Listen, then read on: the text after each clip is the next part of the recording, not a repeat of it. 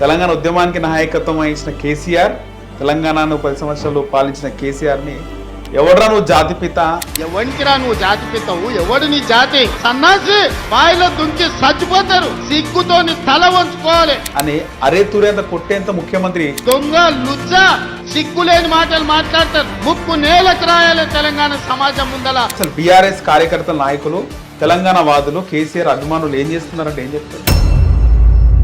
రేవంత్ రెడ్డి ముఖ్యమంత్రి అయిన తర్వాత రాజకీయ భాష మరీ దిగజారింది. పండబెట్టి తొక్కి పేగులు తీస్తా గాడిద కొడుకు సంక నాకడానికి పోయిందిరా దరిద్రులారా. గుడ్డి మీద పెట్ట ఆయన వచ్చినప్పటి నుంచి ఆయన తీసుకున్న ప్రధానమైన కార్యక్రమాలని భూమి చుట్టూ తిరిగారు.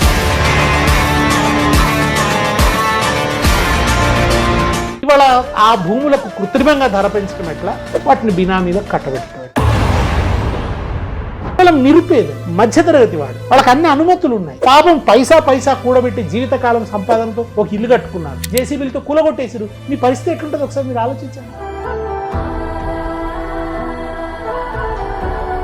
కేసీఆర్ లాంటి వ్యక్తిని అంత మాట అన్నప్పుడు ఒక తెలంగాణ సమాజం నుంచి పెద్ద ఎత్తున నిరసనలు కానీ ఇవన్నీ ఏం కనబడతలేవు. సాధించడం ప్రజల్లో లేదా కేసీఆర్ పైన? ఒకటి మాత్రం నిజం, కేసీఆర్ కాంట్రిబ్యూషన్ ఎనలేనిది, సాటి లేనిది.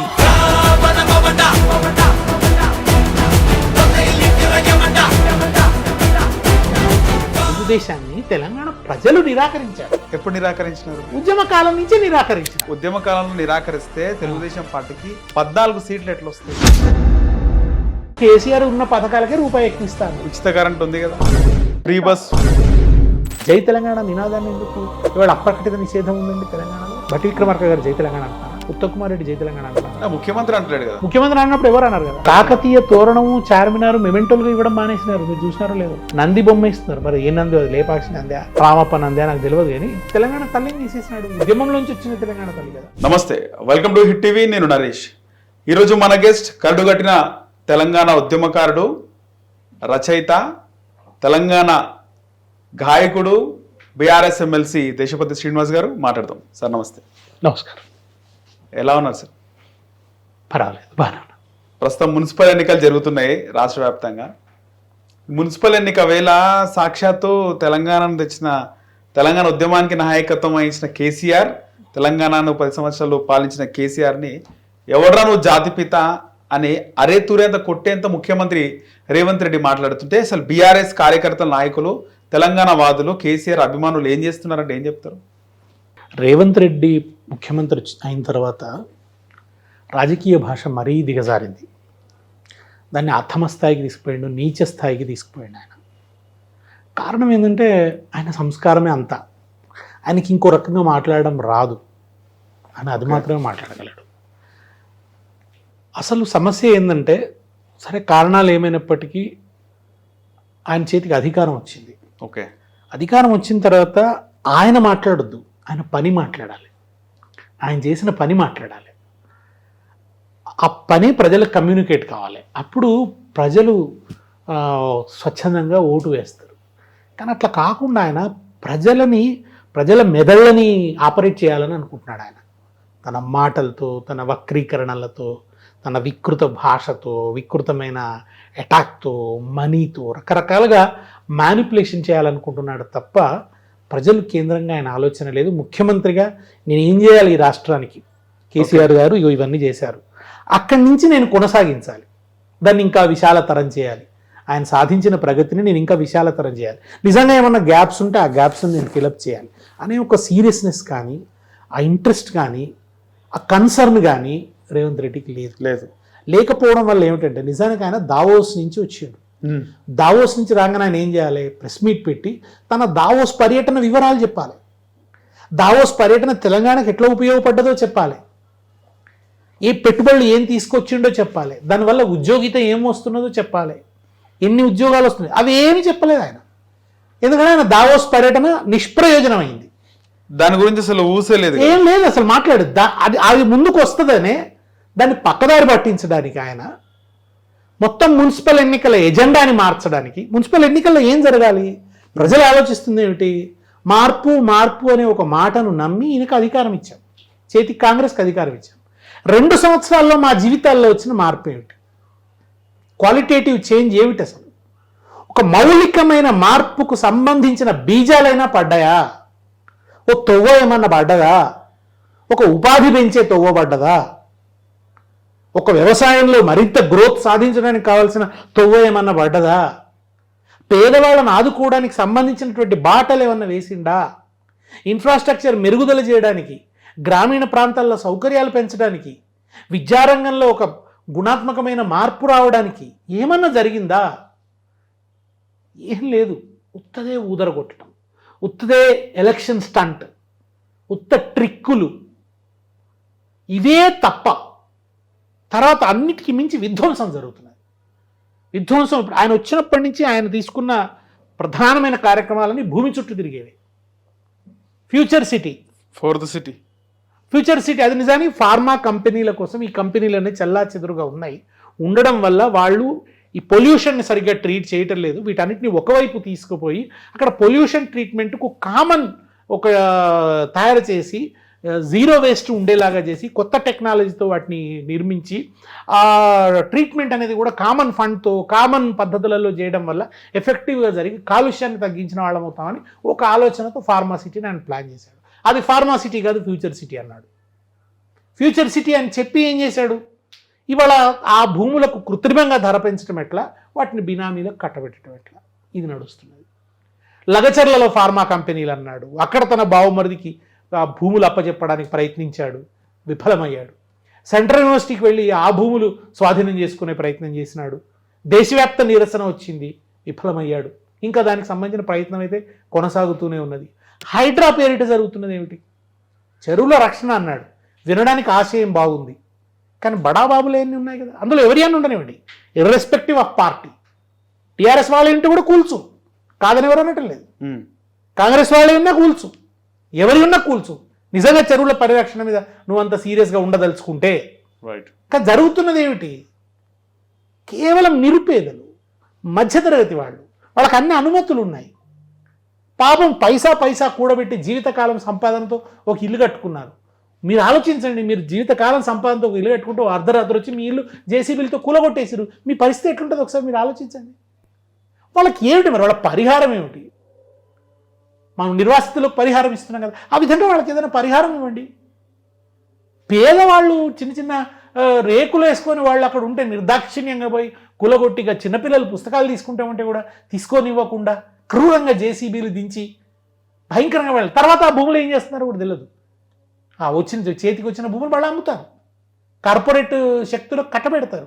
దానికోసం సామాన్యుల ఇండ్లు విధ్వంసం అయిపోతున్నాయి ఇవాళ. ఇది ఏమిటి విధ్వంసం అని కూడా పౌర సమాజం నుంచి ప్రశ్న లేదు. అరే ఈ విధ్వంసం ఏంటి, వీళ్ళ బతుకులు ఏమైపోయినాయి? ఈ కూలగొట్టబడ్డ వాళ్ళు, ఇండ్లు కూలగొట్టబడ్డ వాళ్ళు వీళ్ళు ఏమైపోయారు, అసలు ఎక్కడున్నారు, వీళ్ళ జీవితాలు ఏమైనాయి? ప్రశ్న లేదు. ఈ విధ్వంసం ఒక పక్కన జరుగుతున్నది. రకరకాల ఆయన ఏదైనా చూడండి, భూముల చుట్టే ఆయన ఆలోచనలు తిరుగుతున్నాయి. కానీ ఏం ప్రజల జీవితాలకు సంబంధించి ఇప్పుడు ఆయన ఆలోచించి రైతు బంధు అనే పథకం తీసుకొచ్చాడు. అంటే కేవలం కరెంటు నీళ్ళు ఇస్తేనే సరిపోదు, వాళ్ళకి పెట్టుబడి సహాయం కూడా చేయాలని ఒక మంచి ఆలోచన చేయడం వల్ల ఆయన మనసులో నుంచి పుట్టుకొచ్చింది రైతు బంధు అనే ఆలోచన. రైట్. నిజానికి రేవంత్ రెడ్డి కొత్తగా కన్సీవ్ చేసి ఒక పథకం ప్రతిపాదించింది ఏమీ వాటి వరకు లేదు. ఏం లేదంటారా? కేసీఆర్ ఉన్న పథకాలకే రూపాయి ఎక్కువ ఇస్తాను. ఉచిత కరెంట్ ఉంది కదా, ఉచిత ఫ్రీ బస్ లాంటివి 1-2 అరకొరగా మీకు కనబడుతుంది. కానీ నిజానికి అన్ని అవే పథకాలు. ఉదాహరణకి ఆయన సంక్షేమం 2,000 ఇస్తుంటే నేను 4,000 ఇస్తాను. ఆయన రైతు బంధు 5,000 ఇస్తుంటే నేను 7,500 ఇస్తాను. ఇవే కదా, మీరు అన్ని చూడండి, అన్ని వాటికి రూపాయి పెంచే చెప్పాడు. పర్వాలేదు, చెప్పినాడు, ప్రజలు నమ్మినారు, ఓట్లు వేసినారు, మంచిదే. ఇవాళ నువ్వు రైతు బంధు సమయానికి ఇస్తలేవు కదా, అది నువ్వు సరిగ్గా ఓట్లు ఉంటే ఇస్తావు, ఓట్లు లేకుంటే ఇవ్వవు. నీ ప్రయారిటీస్, అప్పుడు ప్రయారిటీ రైతు బంధు. వేరే ఏ ఖర్చులున్నా ఆపి రైతు బంధు ఇచ్చేవాళ్ళు. దానివల్ల రైతుకు ఒక ఉపశమనం వచ్చింది. వాళ్ళు ప్రైవేట్ అప్పులు చేయలేదు. ప్రైవేట్ అప్పులు చేయకుండా ఆ వచ్చిన డబ్బుతో వాళ్ళు పెట్టుబడి పెట్టుకోగలిగినాడు. అప్పుడు దాని గురించి నానా రకాల చర్చ చేశారా, ఎక్కువ భూములు ఉన్న వాళ్ళకి ఇస్తున్నారు, ఇది ఇస్తున్నారు, వాళ్ళు ఎవరు ఇప్పుడు మాట్లాడలేదు. ఇప్పుడు కూడా ఎక్కువ భూములు ఉన్న వాళ్ళకి ఇస్తున్నారు, ఏం మార్పు జరగలే. మనం మాట్లాడాలి కదా, అప్పుడు మాట్లాడిన వాళ్ళంతా ఎందుకు కొనసాగిస్తున్నావు అని అనాలి కదా. మరి అది లేదు, అసలు ఇచ్చుడే పోయింది, మొత్తానికి ఏసరు పెట్టినాడు, అయినా మాట్లాడాలి. దీని మీద చర్చ జరగాలి. ఈ చర్చను పక్కదోవ పట్టించడానికి ఆయన చేస్తున్న పని ఏంటంటే ఎంక్వైరీలు, విచారణలు, కేసులు, ప్రతిపక్షాన్ని సాధించటమే ప్రధాన కార్యక్రమం అయిపోయింది. కేసీఆర్ లాంటి వ్యక్తిని అంత మాట అన్నప్పుడు ఒక తెలంగాణ సమాజం నుంచి పెద్ద ఎత్తున నిరసనలు కానీ ఇవన్నీ ఏం కనబడతలేవు. ఇప్పుడు సాధించడం ప్రజల్లో లేదా కేసీఆర్ సాధించటం, వేధించటమే ఆయన కర్తవ్యం అయినప్పుడు బీఆర్ఎస్ శ్రేణుల నుంచి, కేసీఆర్ అభిమానుల నుంచి అరే ఎందుకయ్యా ఆయనను అవస్థ పెడుతున్నావు, ఆయనను బాధ పెట్టడం కాదు కదా, ఇందుకోసం కాదు కదా నీకు ఓటేసింది, న్యాయ విచారణ జరిగితే జరగనివ్వండి, కానీ దాన్ని ఈ ఎపిసోడ్కి ఏంది అప్పుడు ఇంత ఇప్పుడు ఇంత 2 ఏళ్ల తర్వాత ఇవాళ సాక్షుల విచారణ ప్రాథమిక దశలో జరగాలి. ఏదో 161, 162 నిబంధన కింద 2 ఏళ్ల కిందనే జరిగిపోవాలి. ఈ పాటికి అక్యూజ్డ్ ఏమిటో తేల్చాలి. కేసీఆర్ ఎందుకు విచారించినారంటారు? మున్సిపల్ ఎన్నికల్లో బీఆర్ఎస్ కి మైనస్ చేయడానికేనా? అంతే అంతే అంటే అదే ఎత్తుగడ. దాంట్లో భాగంగా దాంట్లో భాగంగా చేసినప్పుడు బీఆర్ఎస్ శ్రేణుల నుంచి అరే ఆయన తెలంగాణ జాతిపిత లాంటి వాడు ఇట్లా ఎందుకు అని వాళ్ళు అన్నారు. ఇప్పుడు జాతిపిత అందరూ అనాలే అని ఏమన్నా ఒక చట్టం పాస్ చేశారా, తీర్మానం పాస్ చేశారా, ఆర్డర్ ఇచ్చినారా? కాదు కదా. బీఆర్ఎస్ శ్రేణులు కేసీఆర్ అభిమానులు అనుకుంటున్నారు. అవునో కాదో కాలం తేలుస్తుంది, చరిత్ర నిర్ణయిస్తుంది. ఒకటి మాత్రం నిజం, కేసీఆర్ కాంట్రిబ్యూషన్ ఎనలేనిది, సాటి లేనిది. కేసీఆర్ ముందు తెలంగాణ కోసం ప్రయత్నాలు జరిగినాయి, జరగలేదని కాదు, కానీ కేసీఆర్ వచ్చిన తర్వాత అది విస్తృతమైంది, అది సామాన్య జనంలోకి పోయింది, అది రాజకీయ రూపం తీసుకుంది, బలమైన డిమాండ్గా మారింది, ఎన్నికలను ప్రభావితం చేసింది. ఆ డిమాండ్ కేసీఆర్ వచ్చేంత వరకు తెలంగాణ డిమాండ్ ఎన్నికలను ప్రభావితం చేసే డిమాండ్గా మారలేదు. ఓకే, అంతకుముందు మేధావుల మధ్య చర్చగా ఉంది, ప్రజా సంఘాల కార్యకలాపంగా ఉంది, కానీ ఎలక్షన్లలో దాన్ని ఒక ప్రధానమైన ఎజెండాగా మార్చి ఆ డిమాండ్ చుట్టూ రాజకీయాలు తిరగాల్సిన అనివార్యతను సృష్టించిన వాడు కేసీఆర్. ఓకే, ఫలితంగా కదా అన్ని పార్టీలు తీర్మానం చేశాయి. అంతకుముందు కాకినాడ తీర్మానాన్ని కాకెత్తుకుపోయినటువంటి పరిస్థితి ఉన్న బీజేపీ అనివార్యంగా వచ్చి తెలంగాణ కోసం అనుకూలంగా తీర్మానం చేయాల్సి వచ్చింది. తెలుగుదేశం పార్టీ అది పూర్తి, దాని నేచరే సమైక్యవాదం, అది పూర్తి ఆంధ్ర నేచర్ ఉన్నటువంటిది. అది ఆంధ్ర దోపిడీ శక్తుల, పెట్టుబడిదారుల ప్రయోజనాల కోసం నిలబడ్డటువంటి పార్టీ. అది అటువంటి పార్టీ తెలంగాణ కోసం తీర్మానం చేయవలసి వచ్చింది. అనివార్యతను కేసీఆర్ క్రియేట్ చేశాడు. ఓకే, అట్లాగే కాంగ్రెస్ పార్టీకి పొత్తు ఎరవేస్తే కదా సోనియా గాంధీ వచ్చి కరీంనగర్లో మీ మనసులో ఏముందో తెలుసు నేను ఇస్తా అన్నది. తర్వాత ఆయన మంత్రి పదవి కూడా తీసుకోకుండా నాకు కావాల్సిన తెలంగాణ అనే క్యాబినెట్లో ఉండి ఆయన అంటే కదా పార్లమెంట్లో మన యూపీఏ ఎజెండాలో అది భాగమైంది, రాష్ట్రపతి నోట పలికింది. ఆ తర్వాత దానికోసం ప్రణబ్ ముఖర్జీ కమిటీ వేయాల్సి వచ్చింది. ఆ కమిటీకి మొత్తం అన్ని ఎంత ఎంత ఎంత అన్యాయం అంటే దేశంలో ఉన్న పార్టీలను ఒప్పుకోవాలన్నారు తెలంగాణ ఇవ్వాలంటే. దానికోసం కేసీఆర్ గారు, జయశంకర్ గారు, ఎంపీ వినోద్ గారు అప్పుడు ఎంపీ, వీళ్ళు ముగ్గురు ప్రతి పార్టీ ఆఫీసుకు వెళ్ళి వాళ్ళను రకరకాల పద్ధతులలో ఒప్పించి ఎవరు ఏం చేస్తే ఒప్పుకుంటారు అది కేసీఆర్ గారే చెప్పాలి. ఎప్పుడన్నా ఒక పార్టీ, ఆ పార్టీని ఒప్పించాలంటే ఒక బాబా ఉన్నాడు. ఆ బాబా అంటే వీళ్ళకు గురి, గౌరవం. ఓకే, ఆ బాబా దగ్గరికి వెళ్ళి ఆయనను కన్విన్స్ చేసి ఆయన ద్వారా ఈ పార్టీకి కాల్ చేయించారు. వాళ్ళప్పుడు తెలంగాణకు అనుకూలంగా లెటర్ ఇచ్చారు. ఓకే, ఇన్ని రకాలుగా కష్టపడ్డాడు ఆయన. రకరకాల స్టిల్ సీకింగ్ జస్టిస్ అని ఒక డాక్యుమెంటరీ తయారు చేసి తెలంగాణ అనుభవిస్తున్న కష్టాల మీద, బాధల మీద ప్రతి నాయకుడికి చూపించినాడు ఆయన వెళ్ళి. ఆ తర్వాత ప్రతి నిమిషం ఆయనను ఎలక్షన్లలో ఓడగొట్టాలనే ప్రయత్నం, ఆయనను బదనాం చేయాలనే ప్రయత్నం. ఆయన ఢిల్లీకి పోతే అమ్ముడు పోయిండు, అయిపోయింది. దొర, ఆయనకు ఉండే వ్యక్తిగత అలవాట్ల మీద చర్చలు, ఈ రకరకాల విషవలయాల మధ్య నుంచి ఛేదించుకుంటూ ముందుకు పోతూ రాజీవ్ రహదారి దిగ్బంధం చేసిండ్రండి కరెంటు కోసం. రాజశేఖర్ రెడ్డి పరిపాలన ఉన్నప్పుడు, చంద్రబాబు నాయుడు పరిపాలన ఉన్నప్పుడు ఈ పార్టీని ఎట్లా చంపేద్దామని రకరకాల ప్రయత్నం చేసిండు, ఆలోచించిండు. అనేక రకాలుగా ఏం జరిగింది? నయీం లాంటి కిరాయి హంతకుల చేత తెలంగాణ వాళ్ళని చంపేస్తున్నటువంటి కాలం అది. కేసీఆర్ గారికి కూడా ఆ రోజు థ్రెట్ ఉంది 2001 తర్వాత ఆయన పార్టీ పెట్టిన తర్వాత. ఓకే, రకరకాల సమస్యలు. ఏమైనా జరిగిందా థ్రెట్ అంటే? ఏమైనా అటాక్ లాంటి? అప్పుడు అంత ధైర్యం చేయలేదు. ఓకే, కానీ అప్పుడు ఒక ట్రెండ్ ఉంది తెలంగాణలో, అట్లాంటిది ఒకటి జరుగుతోంది. పౌరాకుల వాళ్ళని చంపేస్తున్నాడు నయీం. ఓకే, నరికి చంపుతున్నాడు. రెక్కిగానే ఏమైనా నిర్వహించినప్పుడు అలాంటిది ఏమన్నా? చాలా రకాలుగా. అంటే నిరాహార దీక్షకు ముందు మాత్రం కేసీఆర్ గారు ఒక మాట అన్నారు, నేను ఈ రోజు ఈ నిరాహార దీక్ష నిర్ణయం తీసుకోకుంటే ఓకే నేను హత్య చేయించబడతాను అన్నాడు ఆయన. ఎందుకు అన్నాడో ఆ మాట నాకు తెలియదు, 2009 ఆయనకున్న సమాచారం ఏమిటో నాకు తెలియదు 2009లోనా? తెలియదు. సో రకరకాల సమస్యలు ఆయన చుట్టుముట్టినాయి, ఆయన చుట్టూ అనేక కుట్రలు జరిగినాయి, ఆయనను బదనాం చేయటం. ఆయన ఒక్క తీరుగా కాదు అసలు. ఆ రోజు ఆంధ్ర పెట్టుబడిదారీ శక్తులు, వాళ్ళతో లొంగి ఉన్న తెలంగాణ కాంగ్రెస్ శక్తులు, తెలుగుదేశం శక్తులు, తెలంగాణ నాయకులు అంటారు. ఇంక్లూడింగ్ రేవంత్ రెడ్డి, ఆహా. ఆ రోజు ఈయన నిర్వహించిందంతా ద్రోహపాత్ర. నేను నాగం జనార్దన్ రెడ్డిని ఉస్మానియా యూనివర్సిటీలో కొట్టిన రోజున ఓకే. విద్యార్థులు, ఈ మానవుడు కూడా ఉన్నాడు అక్కడ పక్కన. రేవంత్ రెడ్డి మెల్లగా బుడుబుంగలాగా తప్పించుకున్నాడు దెబ్బలు పడకుండా. ఓకే, రేవంత్ రెడ్డి ఉన్నాడు ఆ రోజు ఉన్నాడు, ఆ సంఘటనలో ఆయన కూడా ఉన్నాడు. అసలు ఈయనకు కూడా 4 దెబ్బలు పడేవే, ఈయన తప్పించుకున్నాడు విద్యార్థుల చేతిలోంచి. ఓకే. అసలు ఈయన చంద్రబాబును వెన్నంటి ఉన్నాడు. చంద్రబాబు తెలంగాణను ఆపడానికి చేసిన అన్ని కుట్రలలో ఇతను భాగస్వామి ఉన్నాడు. ఆయన అప్పచెప్పిన అసైన్మెంట్లన్నీ ఈయన పూర్తి చేసినాడు.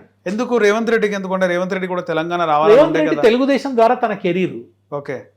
ఆయన మీరు ఆయన ఓటుకు నోటు ఇచ్చినప్పుడు ఆ ఎమ్మెల్యేతో ఒక మాట చెప్తాడు. ఆ ఎమ్మెల్యేకు డబ్బులు ఇస్తూ స్టీఫెన్సన్కు ఇస్తూ ఒక మాట చెప్తాడు. మీరు ఆ టేప్ అంతా మళ్ళీ వినండి. కేసీఆర్ ముఖ్యమంత్రిగా ఉండడం వల్ల ఇదిగో ఫలానా ఫలానా వాళ్ళకి, ఫలానా ఫలానా ఆంధ్ర పెట్టుబడిదారులకి అసౌకర్యంగా ఉంది. నాలాంటి వాడు ముఖ్యమంత్రి అయితే వాళ్ళకి చాలా కంఫర్ట్ ఉంటుంది, ఆ కంఫర్ట్ను వాళ్ళు కోరుకుంటారు అని ఒకటి.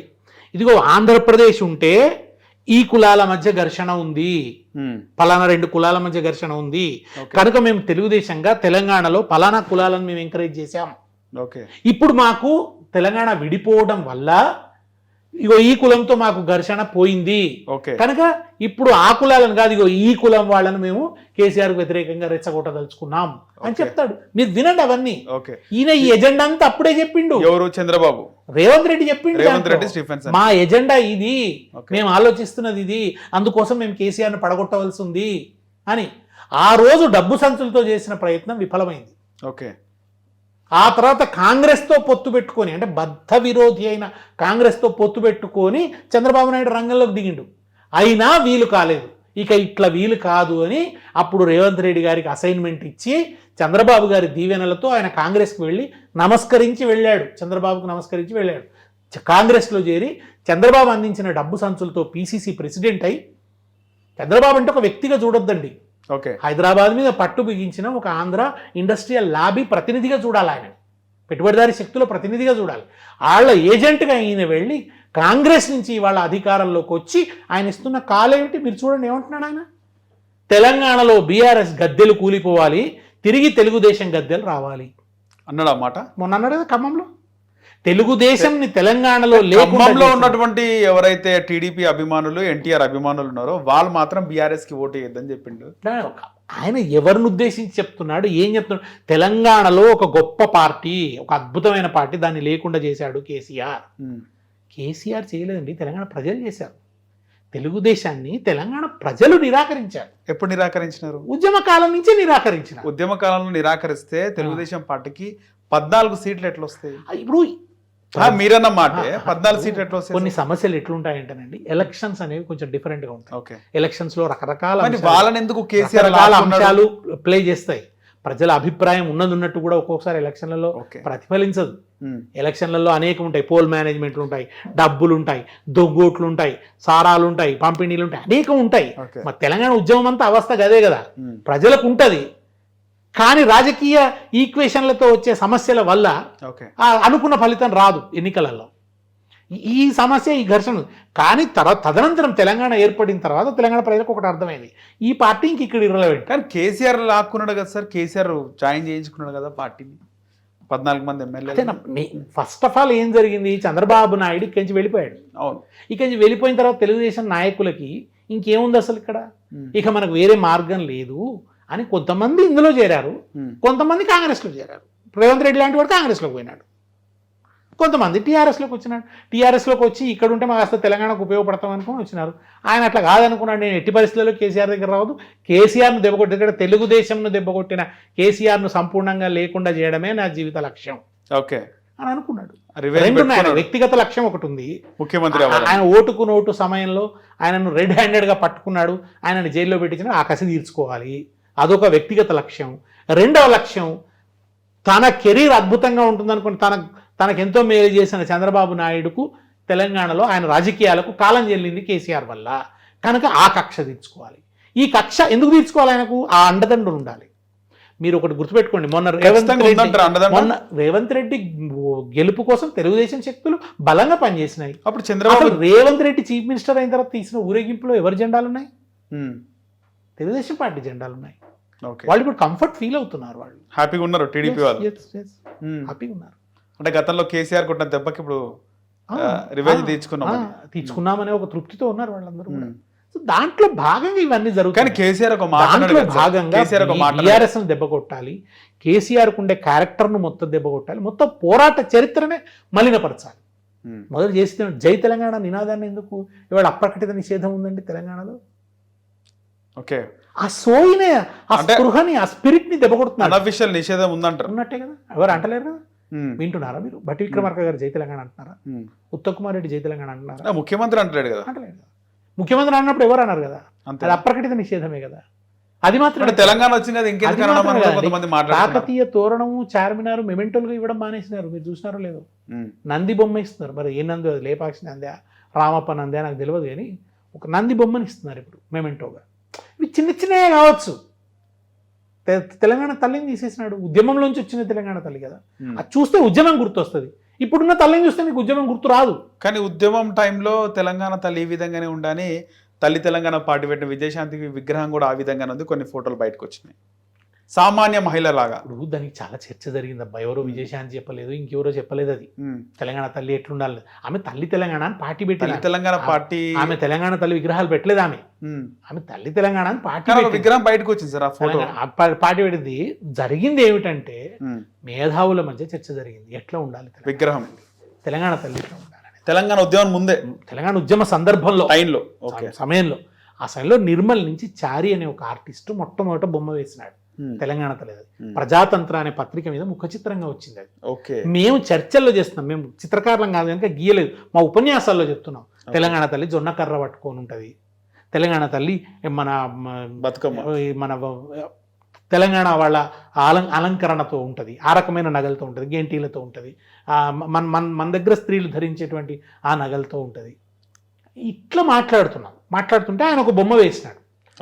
ఆ బొమ్మ తర్వాత ఇంకా చర్చ పెరిగింది. కేసీఆర్ తెలుగు తల్లి అనే సెంటిమెంట్ను వాళ్ళు పదే పదే తీసుకొస్తున్నప్పుడు, సో తెలంగాణ తల్లిని మనం ఇప్పుడు ఆవిష్కరించాల్సిన ఒక సందర్భం ఉంది అని ఆయన అనుకొని గంగాధర్ అనే ఒక ఆర్టిస్ట్ చేత ఆ బొమ్మ వేయించాడు ఆయన. ఆయన ఇప్పుడు మన ఇది ఉంది కదా, ఇక్కడ Jawaharlal Nehru fine arts college ఉంది కదా, ఆ ఫైన్ ఆర్ట్స్ కాలేజ్ ప్రిన్సిపల్గా ఉన్నారు ఇప్పుడు ఆయన. ఆ గంగాధర్ గారు వేసిన బొమ్మ, ఆ బొమ్మలో ఆయన ఆ బొమ్మ బతుకమ్మ చేతిలో పట్టుకొని వేశాడు ఆయన. బతుకమ్మ అనేది తెలంగాణ సంస్కృతికి ఒక నిర్దిష్టమైన గుర్తు. ఎందుకంటే ఆ పండుగ ఇంకో చోట లేదు. ఆ బతుకమ్మ చూస్తే తెలంగాణ యాదికి వస్తుంది. కనుక తెలంగాణ తల్లిని చేతిలో పెట్టి తెలంగాణ ప్రజలకి తమ మాతృదేవతలాగా, తమ దైవంలాగా కనిపించేలాగా సృష్టి చేసినారు. అది తర్వాత మొత్తం ఊరూరా ప్రతిష్ఠింపజేసినారు. ఇప్పుడు కాంగ్రెస్ తల్లిని ప్రజలు ప్రతిష్ఠించుకోవట్లేదు, కేవలం ఆఫీసులలో పెట్టినారు. కాంగ్రెస్ ప్రభుత్వ తల్లిలాగా ఉంది తప్ప తెలంగాణ తల్లి కాలేదు. అప్పుడు ప్రజలు ప్రతిష్ఠించుకున్నారు. చందాలు వేసుకొని రకరకాల సంఘాల వాళ్ళు వచ్చి ఆ తల్లి బొమ్మ కొనుక్కొని పోయి పెట్టుకున్నారు. చాలా విగ్రహాలు పెట్టుకున్నారు వితౌట్ పర్మిషన్. ఆ చరిత్రను రూపుమాపాలన్నది ఈయన ప్రయత్నం. కొత్తగా ఇప్పుడు తీసుకొచ్చి పెట్టడం వెనుక కాకతీయ తోరణం మీద దాడి, వీటి మీద దాడి, ఆయన పెట్టిందలా తీసేయడం, అవి ఉద్యమం నుంచి వచ్చిన డిమాండ్లో భాగంగా అవి ముందట్టుకు వచ్చినాయి. ఓకే, సో వీటన్నిటికీ రేవంత్ రెడ్డి అయితే ఇప్పుడు ఆయన ఏం జాతిపిత నన్ను అనండి అని ఆయన ఏం శాసనాలు జారీ చేయలేదు అనేవాళ్ళు అనుకుంటున్నారు. డిస్ప్యూట్ చేసేవాళ్ళు డిస్ప్యూట్ చేస్తున్నారు. చరిత్ర తెలుస్తుంది, కాలం తెలుస్తుంది. What is the contribution of KCR, ఎవరి కాంట్రిబ్యూషన్ ఏమిటి అనేది డెఫినెట్గా. కానీ మనస్తాపానికి గురవుతుందా సార్ కేసీఆర్? చూడండి, ఇవన్నీ మాటలు ఇవన్నీ చూస్తుంటే ఆయన రాజకీయాల్లోకి వచ్చినప్పుడే అందులో రాజకీయాల క్యారెక్టర్ చాలా ఈ రకంగా ఒక వికృతం క్షీణదశ అనేది ఉన్నప్పుడు వీటన్నిటిని ఎదుర్కోక తప్పదు కదా. ఎందుకంటే స్థితి అట్లా ఉన్నది. అవునన్నా కాదన్నా ఈ ఆంధ్రప్రదేశ్ రాజకీయాలకు ఎన్ని అవలక్షణాలు ఉన్నాయో వాటన్నిటి మధ్య నుంచే టీఆర్ఎస్ పుట్టింది. వాటన్నిటితో ఫైట్ చేస్తూనే ముందడికి పోవాలి. ఈ రాజకీయ వ్యవస్థకు కావాల్సిన వ్యూహాలన్నీ అది అవలంబించాలి. ఎన్నికల రాజకీయాల్లోకి మీరు పోయినప్పుడు పెద్ద ఎత్తున డబ్బు ఖర్చు ఉంటుంది, మీరు పెద్ద ఎత్తున ఫ్లెక్సీలు పెట్టాలి, ప్రచారం చేయాలి, ప్రజలకు విశ్వాసం కలిగించాలి. ఒక పార్టీని ప్రజలు నమ్మాలంటే కూడా చాలా ఆయాసం ఉంది వాళ్ళు. అవన్నీ కూడా చేస్తూ వచ్చారు. ఇంతకంటే పెద్ద మాటలు పడ్డాడు ఆయన, ఇంతకంటే పెద్ద మాటలు పడ్డాడు పెద్దవాళ్ళతో. అసలు రకరకాలుగా అవమానించారు ఆయన. సార్, తెలంగాణ ఉద్యమానికంటే ముందు బీఆర్ఎస్ పార్టీ పెట్టిన తర్వాత, టీఆర్ఎస్ పెట్టిన తర్వాత 2001 to 2004 చంద్రబాబు ముఖ్యమంత్రి ఉన్నాడు. అప్పుడు ఇలాంటి కామెంట్స్, సెటరికల్ కామెంట్స్ అయినాయా కేసీఆర్ మీద? చంద్రబాబు పద్ధతి వేరండి. ఆయన సూటిగా అనడు. ఆయన రకరకాల దొంగ సంఘాలు పెట్టిస్తాడు, దొంగ మనుషులు పెట్టిస్తాడు, వాళ్ళతో తిట్టిపించేవాడు ఆయన. తెలంగాణ ఉద్యమంలో ఎన్ని నకిలీ సంఘాలు పుట్టుకొచ్చినాయి. తెలంగాణ ఉద్యమానికి వ్యతిరేకంగా రకరకాల నకిలీ సంఘాలు పుట్టేవి, రకరకాలుగా ఆయన మీద దాడి జరిగేది. మేము సకల జనుల సమ్మె జరుగుతుంటే ఒక ఆయన వచ్చి మా పిల్లల చదువులు పోతున్నాయని లొలిపెట్టేది. ఒక సంఘం అర్జెంటుగా ఒక ఆమె పుట్టుకొచ్చి మొత్తం బడులను ఎందుకు మూస్తారు అని. వినడానికి బాగానే ఉంటుంది, అయ్యో బడులు మీద. కానీ ఏ పరిస్థితులలో ఒక అనివార్యతల నుంచి సమ్మె నిర్ణయం తీసుకున్నారు? అవన్నీ చంద్రబాబే క్రియేట్ చేసినట్టు. డెఫినెట్లీ అప్పుడు ఉన్నటువంటి మీడియా, ఆ మీడియా చాలా మంది ఆంధ్ర నాయకులు ఉన్నారు కదా సార్, తోమది లగడపాటి రాజగోపాల్, ఇలా చాలా మంది ఉన్నారు కదా. కొన్ని బలమైన పెట్టుబడిదారీ శక్తులు ఉన్నాయి, వాళ్ళు నడిపిస్తారు. వాళ్ళకి వాళ్ళ రాజకీయ స్వరూపం. మీరు మాత్రం చంద్రబాబు వాళ్ళ రాజకీయ స్వరూపంగా ఆయన ఉన్నాడు. అప్పుడు తెలుగుదేశం పార్టీ ఉంది. మీకు తెలుగుదేశం పార్టీయే మొత్తం ఈ సమైక్యవాద ఉద్యమ నాటకం, సమైక్య ఉద్యమ నాటకాన్ని నడిపించడంలో మేజర్ రోల్ తెలుగుదేశం పార్టీ అంటే వాళ్ళదే. ఆయన నడిపించాడు. ఆయనకు అనుకూలంగా ఉన్న మీడియా నడిపించింది. అది మన కొండ గుర్తు కదా, ఆ మీడియా నడిపిస్తుంది అనేది కొండ గుర్తు కదా, అది జరిగింది. అప్పుడు ఆయన తనుగా తిట్టలేదు, అట్లాంటి వాళ్ళతో తిట్టిపించాడు. నేను ఇంతకుముందు చెప్పిన కదా, ఆయన మీద పర్సనల్ దాడి ఇవాల్టి వరకు జరుగుతుంది. ఏంటంటే ఆయన విధానాల కంటే ఎక్కువ ఆయన మీద పర్సనల్ దాడి ఎక్కువ చేస్తారు. అవును. ఒకటి, ఆయన సామాజిక వర్గాన్ని ముందుకు తేవడం. రెండు, ఆయనకేవో రకరకాల నిందలు ఆపాదించడం అనేది పర్సనల్ దాడి, పర్సనల్ అటాక్ అనేది ఎక్కువ జరిగింది. ఆయనకున్న వ్యక్తిగత అలవాట్ల మీద చర్చ చేయటం, వీటిని అవి ఎట్లా బయటకు వచ్చినాయి సార్? బాగా తాగుతాడు అనే విషయం ఎట్లా బయటకు వచ్చింది అసలు? ఇప్పుడు ఆ చర్చ వద్దు నరేష్, అంటే అదొక హీనమైన చర్చ అని నేను అంటున్నాను. రైట్, అది కాదు మాట్లాడాలి. వాంటెడ్లీ కావాలని చేస్తారు, అది కావాలని దాని మీద చర్చ జరిపిస్తారు. ఇటువంటి హీనమైన ప్రయత్నాలు ఇవన్నీ చాలా రాజకీయాల్లో అట్ట. తెలంగాణ కావాలా వద్దా, తెలంగాణ వాదనలో నిజాయితీ ఉందా లేదా, అది కదా ఆర్గ్యూ చేయాలి. అది ఆర్గ్యూ చేసేవాడు కాదు. సో మీరు అన్నట్టు కేసీఆర్ నుంచి ప్రజలను వేరు చేయాలి, ప్రజల నుంచి కేసీఆర్ని వేరు చేయాలి, దానికి ఏం చేయాలనేది జరిగేది. మీరు అన్నట్టు అయితే దాన్ని ఈయన కంటిన్యూ చేస్తున్నాడు. అదంతా గతం, కానీ దాన్ని కంటిన్యూ చేస్తున్నాడు ఇవాళ దాని ప్రతినిధిగా ఉన్న ఈయన రేవంత్ రెడ్డి అంటున్నారు. అదే గతంలో 2001 నుంచి 2004 వరకు కేసీఆర్ గారికి థ్రెట్ ఉండేనా సార్? థ్రెట్ టీడీపీ గవర్నమెంట్ లో రకరకాల సమస్యలు ఉండే. రాజశేఖర్ రెడ్డి కూడా చరిత్ర మీద చర్చ అవుతున్నది. మీలాంటి అనుభవజ్ఞలో గతంలో ఏం జరిగింది అనేది ముఖ్యం కదా సార్. మనం ఇప్పుడు ఈయన మున్సిపల్ ఎన్నికల ముందు చర్చను పక్కదోవ పట్టించి ఇప్పుడు మీ ఫోరెన్సిక్ ల్యాబ్ తగలబడ్డది.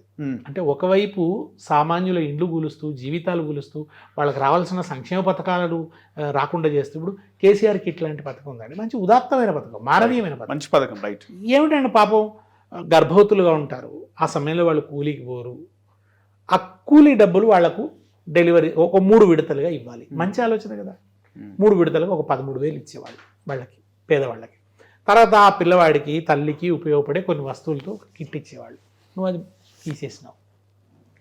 పోనీ నీ కేసీఆర్ కిట్ అనే పేరు ఇష్టం లేకపోతే ఇంకో కిట్ పెట్టు, సోనియా కిట్టో, రాజీవ్ కిట్టో, రాహుల్ కిట్టో, ఏదో కిట్, రేవంత్ కిట్ పేరు నీ ఇష్టం, ఏదో ఒక కిట్ పేరు పెట్టి ఇవ్వు కదా. ఇవాళ దానివల్ల ఏమైంది, మీకు ఆసుపత్రి ప్రసవాల సంఖ్య పెరిగింది. ఇప్పుడు మళ్ళీ అది ఆసుపత్రుల్లో సౌకర్యాలు కూడా అప్పుడు ఉన్నట్టు ఇప్పుడు ఉండటం లేదు. అడ్మినిస్ట్రేషన్ లేదు సరిగ్గా, గ్రామాల్లో పారిశుద్ధ్యం లేదు, ఇవన్నీ ఉన్నాయి. వీటి మీద నుంచి ఆయన ఒకవైపు సామాన్యుల జీవితాలను కూలుస్తూ ఈ దమనకాండ, రెండో వైపు సాక్ష్యాధారాలనే కాలబెట్టిన దహనకాండ. ఏం సాక్ష్యాలు కాలబెట్టంటే సార్? అది ఓటుకు నోటు కేసు. డెఫినెట్లీ. కానీ బీజేపీ ఏం ఆరోపిస్తుందంటే ఫోన్ ట్యాపింగ్ సాక్ష్యాలు, ఫార్ములా ఈ కార్ రేస్ సాక్ష్యాలన్నీ కుమ్మకేరు కేటీఆర్ రేవంత్ రెడ్డి తగలబెట్టినారని బండి సంజయ్, ధర్మపురి అరవింద్ లాంటి వాళ్ళు అంటున్నారు. కేటీఆర్ రేవంత్ రెడ్డి కుమ్మక్కయ్యే క్వశ్చనే లేదు. ఎందుకంటే రేవంత్ రెడ్డి ప్రధాన శత్రువే ఇప్పుడు కేటీఆర్. ఆయన ప్రధానమైన లక్ష్యమే బీఆర్ఎస్. ఇంకోటి బీజేపీకి కూడా లక్ష్యం కాంగ్రెస్ కాదు, బీఆర్ఎస్. అంతేనా సార్? ఎందుకంటే ఇవాళ బీజేపీ అధికారంలోకి రాకుండా వాళ్ళకు ఉన్న ప్రధానమైన ఆటంకి బీఆర్ఎస్. ప్రధానమైన ఆటంకం బీఆర్ఎస్. కాంగ్రెస్ కంటే కూడా వాళ్ళకి బీఆర్ఎస్ పక్కకు తొలగితే పోటీ ఇద్దరి మధ్యనే అవుతుంది. Congress versus BJP.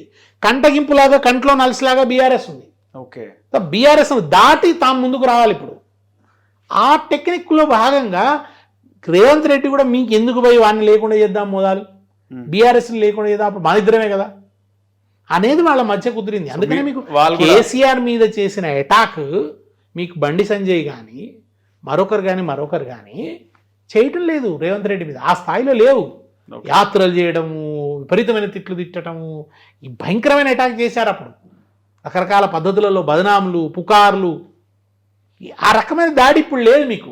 మున్సిపల్ ఎన్నికల్లో అది మన ప్రియురాలు జడతో కొట్టినట్టు కొడుతున్నారు అప్పుడప్పుడు. ఓకే, అది జరుగుతోంది తప్ప అంతకుమించి జరగడం లేదు. సో వాళ్ళకు ఉమ్మడి లక్ష్యం బీఆర్ఎస్. మున్సిపల్ ఎన్నికల్లో త్రిముఖ పోటీ ఉంటుందని సాక్షాత్ ముఖ్యమంత్రి రేవంత్ రెడ్డి ప్రెస్ మీట్ పెట్టి చెప్పిండు. దీని వెనకాల ఏదైనా స్ట్రాటజీ ఉందంటారా? అంతటా త్రిముఖ పోటీ ఉండదు. స్ట్రాటజీ తప్పకుండా ఉంటుంది ఆయనకు. ఏం స్ట్రాటజీ? బీజేపీని కాస్త పెంచదలుచుకున్నాడు, బీఆర్ఎస్ తగ్గాలి. ఎందుకు? ఇంతకుముందు అనుకున్నది ప్రజా వ్యతిరేక ఓటు లక్ష్యం బీజేపీ బీఆర్ఎస్. బీఆర్ఎస్ తోనే ఆయనకు సమస్య ఉంది. బీఆర్ఎస్ ఆయనను పెడుతున్నంత తిప్పలు, బీఆర్ఎస్ ఆయనకు సింహస్వప్నమై కూర్చున్నది. వాళ్ళ ఆయన డే 1 నుంచి ఆయన అటాక్ బీఆర్ఎస్ మీద, బీఆర్ఎస్ కౌంటర్ అటాక్ నడుస్తున్నది. ఆయన నలుపేమిటో బయట పెడుతున్నది బీఆర్ఎస్. ఆయన అసైన్మెంటే నేను ముందే చెప్పిన కదా, ఆయన అసలు అసైన్మెంట్ అది. ఆయనకు బీజేపీని ఎదుర్కొనే శక్తి, ధైర్యం లేవు. ఆయనకు బీజేపీని ఎదుర్కోగలరు. ఎందుకంటే పైనుంచి ఈయన లొసుగులని వాళ్ళకి తెలుసు. వాళ్ళు పైన ప్రభుత్వంలో ఉన్నారు. ఆయన వాళ్ళు ఈయన తీసిపోయి మూస్తారు. అందులో ఆర్మ్ ట్విస్టింగ్ పాలిటిక్స్లో వాళ్ళు చాలా ఆరితేరున్నారు. వాళ్ళు అనేక పార్టీలను ఆ రకంగానే భయపెట్టి ఆ రకంగానే లొంగ తీసుకున్నారు వాళ్ళు. కనుక ఈయన ముందే పోయి నమస్కారం పెట్టి, నేను పూర్వాశ్రమంలో నేను ఆర్ఎస్ఎస్, నేను మీ అందరికీ విధేయుణ్ణే అని చెప్పి, లేదా ఆయన బడే భాయ్ చోటే భాయ్ అనే మాటలు మాట్లాడి రకరకాల పద్ధతులలో ఆయన కొంత బ్యాలెన్స్ చేసుకున్నాడు. ఆయన కేసీఆర్ మోడీని విమర్శిస్తే అంతే అంటారా సార్ రేవంత్ రెడ్డి పరిస్థితి? లేదు, మీకు ఆ స్థాయిలో ఆయన మోడీ అనే మాట కూడా నోటి నుంచి పెద్దగా తీసుకోడు ఆయన. వీళ్ళతో మాట్లాడినప్పుడు చూడండి, గారు అని చాలా రేవంత్ రెడ్డి తన శైలికి భిన్నంగా మర్యాదపూర్వకమైన భాషలో బీజేపీ వాళ్ళతో మాట్లాడారు. కేసీఆర్ వైపు లేదా కేటీఆర్ వైపు వచ్చేసరికి చాలా దుర్మార్గమైన ఆయనలో ఉండే ఆ మృగం నిద్రలేస్తున్నది. కేటీఆర్ కామెంట్స్ ఏమంటారు సార్? పొట్టోడా అనేది ముఖ్యమంత్రి అనడం ఎట్లా చూస్తారు? అవాంఛనీయం. ఎందుకంటే అయితే రేవంత్ రెడ్డి చేస్తున్న అటాక్ ఏమవుతుందంటే ఒక రకమైనటువంటి హెల్ప్లెస్ కండిషన్లోకి తీసుకుపోతుంది అవతల వాళ్ళని కూడా. ఈ బాడీ షేమింగ్ ఏదో కూడా అనేసేయాల అంటే అక్కడ నీకు ఇంత రేషం లేదా అని అవతలవాడు అనేటట్టు అవుతుంది. అరే ఇన్ని మాటలు అంటుంటే నీకు మనం ఏమన్నా అది ఆనన్నట్టు అయిపోతుంది అనమాట. అందులో పడిపోతున్నారు కేటీఆర్ గారు కూడా. నేను పదే చెప్తున్నాను, వద్దు మనం వాటి పోవద్దు. దాంట్లో రేవంత్ రెడ్డి ఏరియాలకు మనం పోవద్దు. రేవంత్ రెడ్డి దుర్మార్గ భాష మాట్లాడినట్టు మనకు మాట్లాడరాదు.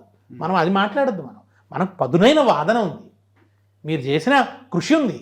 ఆ కృషినే బలంగా చెప్పండి, దాన్నే బలంగా ఎస్టాబ్లిష్ చేయండి. ఆయన ట్రాప్లో పడొద్దని నేను చెప్తాను. రైట్. ముఖ్యంగా తెలంగాణ ఉద్యమం టైంలో ఎంతోమంది తెలంగాణ సమాజం, కవులు, కళాకారులు, ఉద్యమకారులు, మీలాంటి మేధావులు అందరూ కూడా కేసీఆర్, కేటీఆర్ వెంటున్నారు. ఇప్పుడు వాళ్ళ ప్రతిపక్షంలో ఉన్న ఇంత పెద్ద బలగం ఉంది. తెలంగాణ వాదం అనేది మనసులో, గుండెల్లో ఉంది. కేటీఆర్ రేవంత్ రెడ్డి వైపు ఇలాంటి బలగం ఉందంటారా? ఇప్పుడు రకరకాల సమస్యలు ఉంటాయి. తెలంగాణ రాకముందు విషయం వేరు. అప్పుడు ఏమైందంటే ఆర్ఎస్ఎస్ నుంచి ఆర్ఎస్యు దాకా అందరూ ఒక గొడుగు కిందికి వచ్చినారు. ఎందుకంటే అది ఒక అస్తిత్వానికి సంబంధించిన డిమాండ్ అవ్వడం, తర్వాత ప్రజలు పెద్ద ఎత్తున కదలి రావడం, ఇదన్నిటి వల్ల ఏంటంటే అందరూ ఒక గొడుగు కిందికి రావాల్సిన ఒక పరిస్థితి వచ్చింది. దాని విషయంలో కూడా ఫస్ట్ ఇనిషియేషన్ కేసీఆర్ది. ఆయననే కదా జేఏసీని ఏర్పాటు చేసింది. వాళ్ళు రాజీనామాలు చేసి తెలంగాణ రావడాన్ని అడ్డుకుంటున్నటువంటి దశలో ఈయన ముందడుగు వేసి జేఏసీని ఏర్పాటు చేసి కోదండరామ్ గారిని కన్వీనర్గా నియమించినారు. కన్వీనర్ ఎవరు నియమించినారు సార్? కేసీఆర్ గారు కదా. ఆయన నియమించారు. కేసీఆర్ గారే.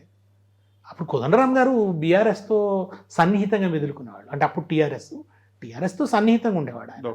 ఆయన అప్పుడు మన December 9th ప్రకటనని వెనక్కి తీసుకునేలాగా వాళ్ళు రాజీనామాలు చేసి వెనక్కి తీసుకునేలాగా చేసినప్పుడు జానారెడ్డి గారి దగ్గరికి వెళ్ళి, మీరు ఇంట్లో వండుకుంటే ఎట్లా, అవతల వాళ్ళు పార్టీలకు అతీతంగా ఒకటైనరు, మీరు ఇట్లుంటే ఎట్లా, మనం కూడా కావాలి కదా అని చెప్పి జానారెడ్డి గారిని తీసుకొచ్చి మన తెలంగాణ భవన్ పక్కన, టీఆర్ఎస్ భవన్ పక్కనే ఉండేటువంటి కళింగ భవన్లో మీటింగ్ ఏర్పాటు చేసి అక్కడ జయశంకర్ గారిని కన్వీనర్గా ఉండమంటే నా వయసు రీత్యా నాకు సాధ్యం కాదు అన్నప్పుడు జయశంకర్ గారు కోదండరాం గారి పేరు సూచిస్తే కేసీఆర్ గారు కూడా కోదండరాం అయితే బాగుంటుంది అని చెప్పి కోదండరాం గారిని ఆ రోజు కన్వీనర్గా ఎన్నుకున్నారు. ఆ తర్వాత కేసీఆర్ గారు కోదండరాం గారు ఒక సమన్వయంతో నడిపించారు మొత్తం ఆ ప్రయాణాన్ని అంతా కూడా, తెలంగాణ అచీవ్మెంట్ వరకు కూడా. తర్వాత ఆయన కొంచెం కాంగ్రెస్ వైపు మొగ్గు చూపించాడు. తెలంగాణ ఏర్పాటైన తర్వాత, తెలంగాణ ఏర్పాటుకు ముందు నుంచే, ఎన్నికలకు ముందు నుంచి కోదండరాం కాంగ్రెస్ వైపు మొగ్గు చూపించాడు. ఆయన ఏమనుకున్నాడంటే మెర్జ్ చేస్తాడు కదా కేసీఆర్ కాంగ్రెస్లో, మెర్జ్ చేస్తే ఇంకా అప్పుడు మనం కాంగ్రెస్ వైపు ఉండాలి అనుకొని ఆయన మొదటి నుంచే కొంత కాంగ్రెస్ పట్ల సానుకూలంగా ఉంటూ వచ్చినాడు. కానీ కేసీఆర్ మెర్జ్ చేయని పరిస్థితులు కేసీఆర్కి ఎదురైనాయి. ఆయన మెర్జ్ చేయలేదు. మెర్జ్ చేయనప్పుడు ఆయనకు ఒక సంకటం వచ్చి పడింది కోదండరాంకు, నేను ఇటు ఉండాలా అటు ఉండాలా. ఆ సంకటంలో ఆయన కాంగ్రెస్ను ఆయన ఎంచుకున్నాడు. ఆయన కాంగ్రెస్తో ఉన్నాడు. ఓకే. కేసీఆర్ ముందు ఒప్పుకున్నాడు సార్ తెలంగాణ ఇస్తే నేను పార్టీని మర్జ్ చేస్తాను? ప్రకటించాడు కదా, అది అందరికీ తెలిసిన చరిత్రనే నరేష్. ఆయన మనసులే ఉండే అంట. ఆయన ముందు ఆయన నిజాయితీగానే కలుపుదాం అనుకున్నాడు. ఎందుకు మనసు మారింది? అవన్నీ చాలా, ఇక మళ్ళీ మనం ఇప్పుడు ఆ చరిత్రలో పోతే చాలా విషయాలు. స్వార్థం ఉందంటారు అందులో? స్వార్థం కాదు, వాళ్ళప్పుడు కేసీఆర్ గారికి నాయకత్వం అప్పగించడానికి సిద్ధంగా లేరు మెర్జీ చేసినప్పటికీ కూడా. ఓకే. కాంగ్రెస్ వాళ్ళ నాయకత్వం అప్పగిపోయినా ఎవరున్నారు కాంగ్రెస్ లో నాయకులు అప్పటికి? పొన్నాల లక్ష్మే ప్రెసిడెంట్ ఉండే. మీకు నాయకత్వం అప్పగిస్తే ఆంధ్ర పెట్టుబడిదారులు అంగీకరించరు, మీరు ప్రతీకార దాడులు చేస్తారనే భయం వాళ్ళలో ఉంది అని సోనియా గాంధీ గారు చెప్పారు. మీరు ఆ విషయం దిగ్విజయ్ సింగ్తో మాట్లాడండి అన్నారు. ఇక తెలంగాణ ఏర్పడిన తర్వాత కూడా వాళ్ళ ఆమోదం వాళ్ళ భయాలతో ఉండాలన్నా అన్నది కేసీఆర్ గారికి వచ్చినటువంటి సమస్య. అందుకని ఆయన ఇక నేను మెర్జ్ చేయను అనే ఒక నిర్ణయానికి వచ్చి ఒంటరిగా వెళ్ళాడు. అప్పుడు ఒంటరిగా ఎన్నికల్లో దిగడం అనేది ఒక సాహసం, పెద్ద టాస్క్. పెద్ద టాస్క్ కదా. అంత ఉండేనా సార్ మీకు మెజారిటీ బీఆర్ఎస్ గెలుస్తుందని ఉండేనా? ప్రజలు ఉన్నారనే నమ్మకం ఉంది. ధనబలం లేకపోయినా, తర్వాత మన మీడియా బలం ఇవన్నీ లేకపోయినా ప్రజలు ఉన్నారనే నమ్మకంతోనే వెళ్ళాడు. కానీ ఒకవేళ ఇక్కడ తెలంగాణలో రిపీట్ సార్ ఒకవేళ తెలంగాణలో భారతీయ జనతా పార్టీతో టీడీపీ ట్రావెల్ చేయకపోతే టీడీపీ ప్రధాన ప్రతిపక్షం అయ్యే అవకాశం ఉండే తెలంగాణలో 2014లో అనేది చాలామంది రాజకీయ విశ్లేషకుల మాట. లేదు, 2014 తర్వాత టీడీపీ అనేది ఇక్కడ ఇర్రెలెవెంట్ అయింది. కానీ మీరు గమనిస్తే 2014లో టీడీపీకి 14 వచ్చినాయి, బీజేపీకి సిటీలోనే పొత్తులో 5 వచ్చినాయి. చాలా చోట్ల బీజేపీ ఓడిపోయింది. ఎన్నికల ఫలితాలు ఎట్లున్నా ఒకసారి రాష్ట్రం ఆవిర్భవించిన తర్వాత 2 రాష్ట్రాల మధ్య, అంటే అక్కడ ఆంధ్రప్రదేశ్ ఉంది, ఇక్కడ తెలంగాణ ఉంది, ఈ 2 రాష్ట్రాల మధ్య పంపకాల సమస్య ఉంది. దీంట్లో ఏం స్టాండ్ తీసుకోవాలి? ఆంధ్ర అనుకూల స్టాండ్ తీసుకోవాలా, తెలంగాణ అనుకూల స్టాండ్ తీసుకోవాలా అనే సమస్య ఒకటి వస్తుంది. తర్వాత హైదరాబాద్ అనేది ఆంధ్రప్రదేశ్కు బయట ఉన్నది. సో హైదరాబాద్లో కూర్చొని ఆంధ్రప్రదేశ్ను పరిపాలించడం అనేది సాధ్యం కాదు. కానీ అయినా కానీ ఆయన ఆ పని చేద్దాం అనుకున్నాడు. చంద్రబాబు నాయుడు చేద్దాం అనుకున్నాడు. అంత మాత్రమే అనుకోలేదు. ఆయన ఇక్కడున్న ప్రభుత్వాన్ని కూలగొట్టి తన చేతిలోకి తీసుకుందాం అనుకున్నాడు. దాంట్లో భాగంగా రేవంత్ రెడ్డిని పంపించినాడు, ప్రయత్నం జరిగింది. ఆ ప్రయత్నంలో కేసీఆర్ తన అసాధారణమైన అప్రమత్తతతో రేవంత్ రెడ్డిని పట్టుకోవటం వల్ల తెలంగాణ ప్రజల ముందు ఆయన కుట్ర నగ్నంగా బయటపడి, రేవంత్ రెడ్డి స్టీఫెన్సన్ దగ్గరికి 50 లక్షలు పట్టుకోబోతున్నా ఇన్ఫర్మేషన్ ఎట్లా వచ్చిందంటారు? అవన్నీ నాకు తెలియదు. ఫోన్ ట్యాపింగ్ గోప్యత, లేకపోతే స్టీఫెన్స్ అనే చెప్పినాడు. స్టీఫెన్సన్ వచ్చి నా దగ్గరికి ఇట్లాంటి ఆఫర్ వస్తుంది అని స్టీఫెన్సన్ చెప్తే స్టీఫెన్సన్ చాలా జాగ్రత్తగా రేవంత్ రెడ్డి నమ్మించినాడు. ఇక్కడ చెప్పిన సంగతి చెప్పలేదు. స్టీఫెన్సన్ హెల్ప్తో జరిగింది అది. దానికి ట్యాపింగ్ ఎందుకు? ఓకే, స్టీఫెన్సన్ నిజాయితీ వల్లే జరిగింది అది. We must appreciate mister Stephenson. ఆయన కమిట్మెంట్ మనం అప్రిషియేట్ చేయాలి. ఆయన నిలబడ్డాడు ఆ రోజు.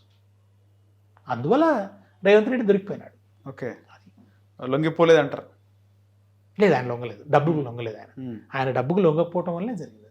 ఓకే సార్, మీరు తెలంగాణ ఉద్యమం కంటే ముందు నుంచి కేసీఆర్ గారితో సన్నిహితంగా ఉన్నారు.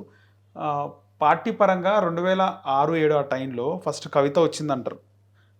కేసీఆర్ గారి తర్వాత కవిత వచ్చిందంటారు. మీకు తెలిసి కవిత వచ్చిందా, కేటీఆర్ వచ్చిందా ఉద్యమంలో? ఫస్ట్ ఎవరు?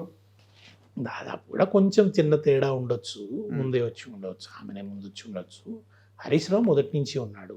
అవును, హరీష్ రావు ప్రారంభం నుంచి హరీష్ రావు ఉన్నాడు. ఆమె జాగృతి అనే రూపంలో ఉంది. టీఆర్ఎస్లో కంటే ఆమె సొంతంగా ఒక ఆర్గనైజేషన్ పెట్టుకొని ఆమె ప్రయత్నాలు చేసింది. ఆమె ముఖ్యంగా ఆమె ఎక్కువ కృషి సాంస్కృతిక రంగంలో చేసింది. రాజకీయంగా కాకుండా ఆమె సాంస్కృతిక రంగంలో ముఖ్యంగా బతుకమ్మ పండుగని, అంటే బతుకమ్మని మన సాంస్కృతిక సంకేతంగా మార్చి, ఒక ప్రతీకగా మార్చి, ఆ ఉత్సవాన్ని కూడా ఒక పోరాట రూపంగా మార్చి, కల్చరల్ అజర్షన్, ఇది మా అస్తిత్వం అని చాటడానికి, దాన్ని ప్రపంచవ్యాప్తంగా ఆ పండుగ గొప్పగా జరగడానికి కావాల్సిన ఆర్గనైజేషన్, ఇవన్నీ కూడా చేయటం ఆమె కొంచెం బాగా పెద్ద ఎత్తున ఆ పని చేసింది. అది గ్రేట్ కాంట్రిబ్యూషన్. ఆ కాంట్రిబ్యూషన్ ఆమె ఉంది. ఓకే.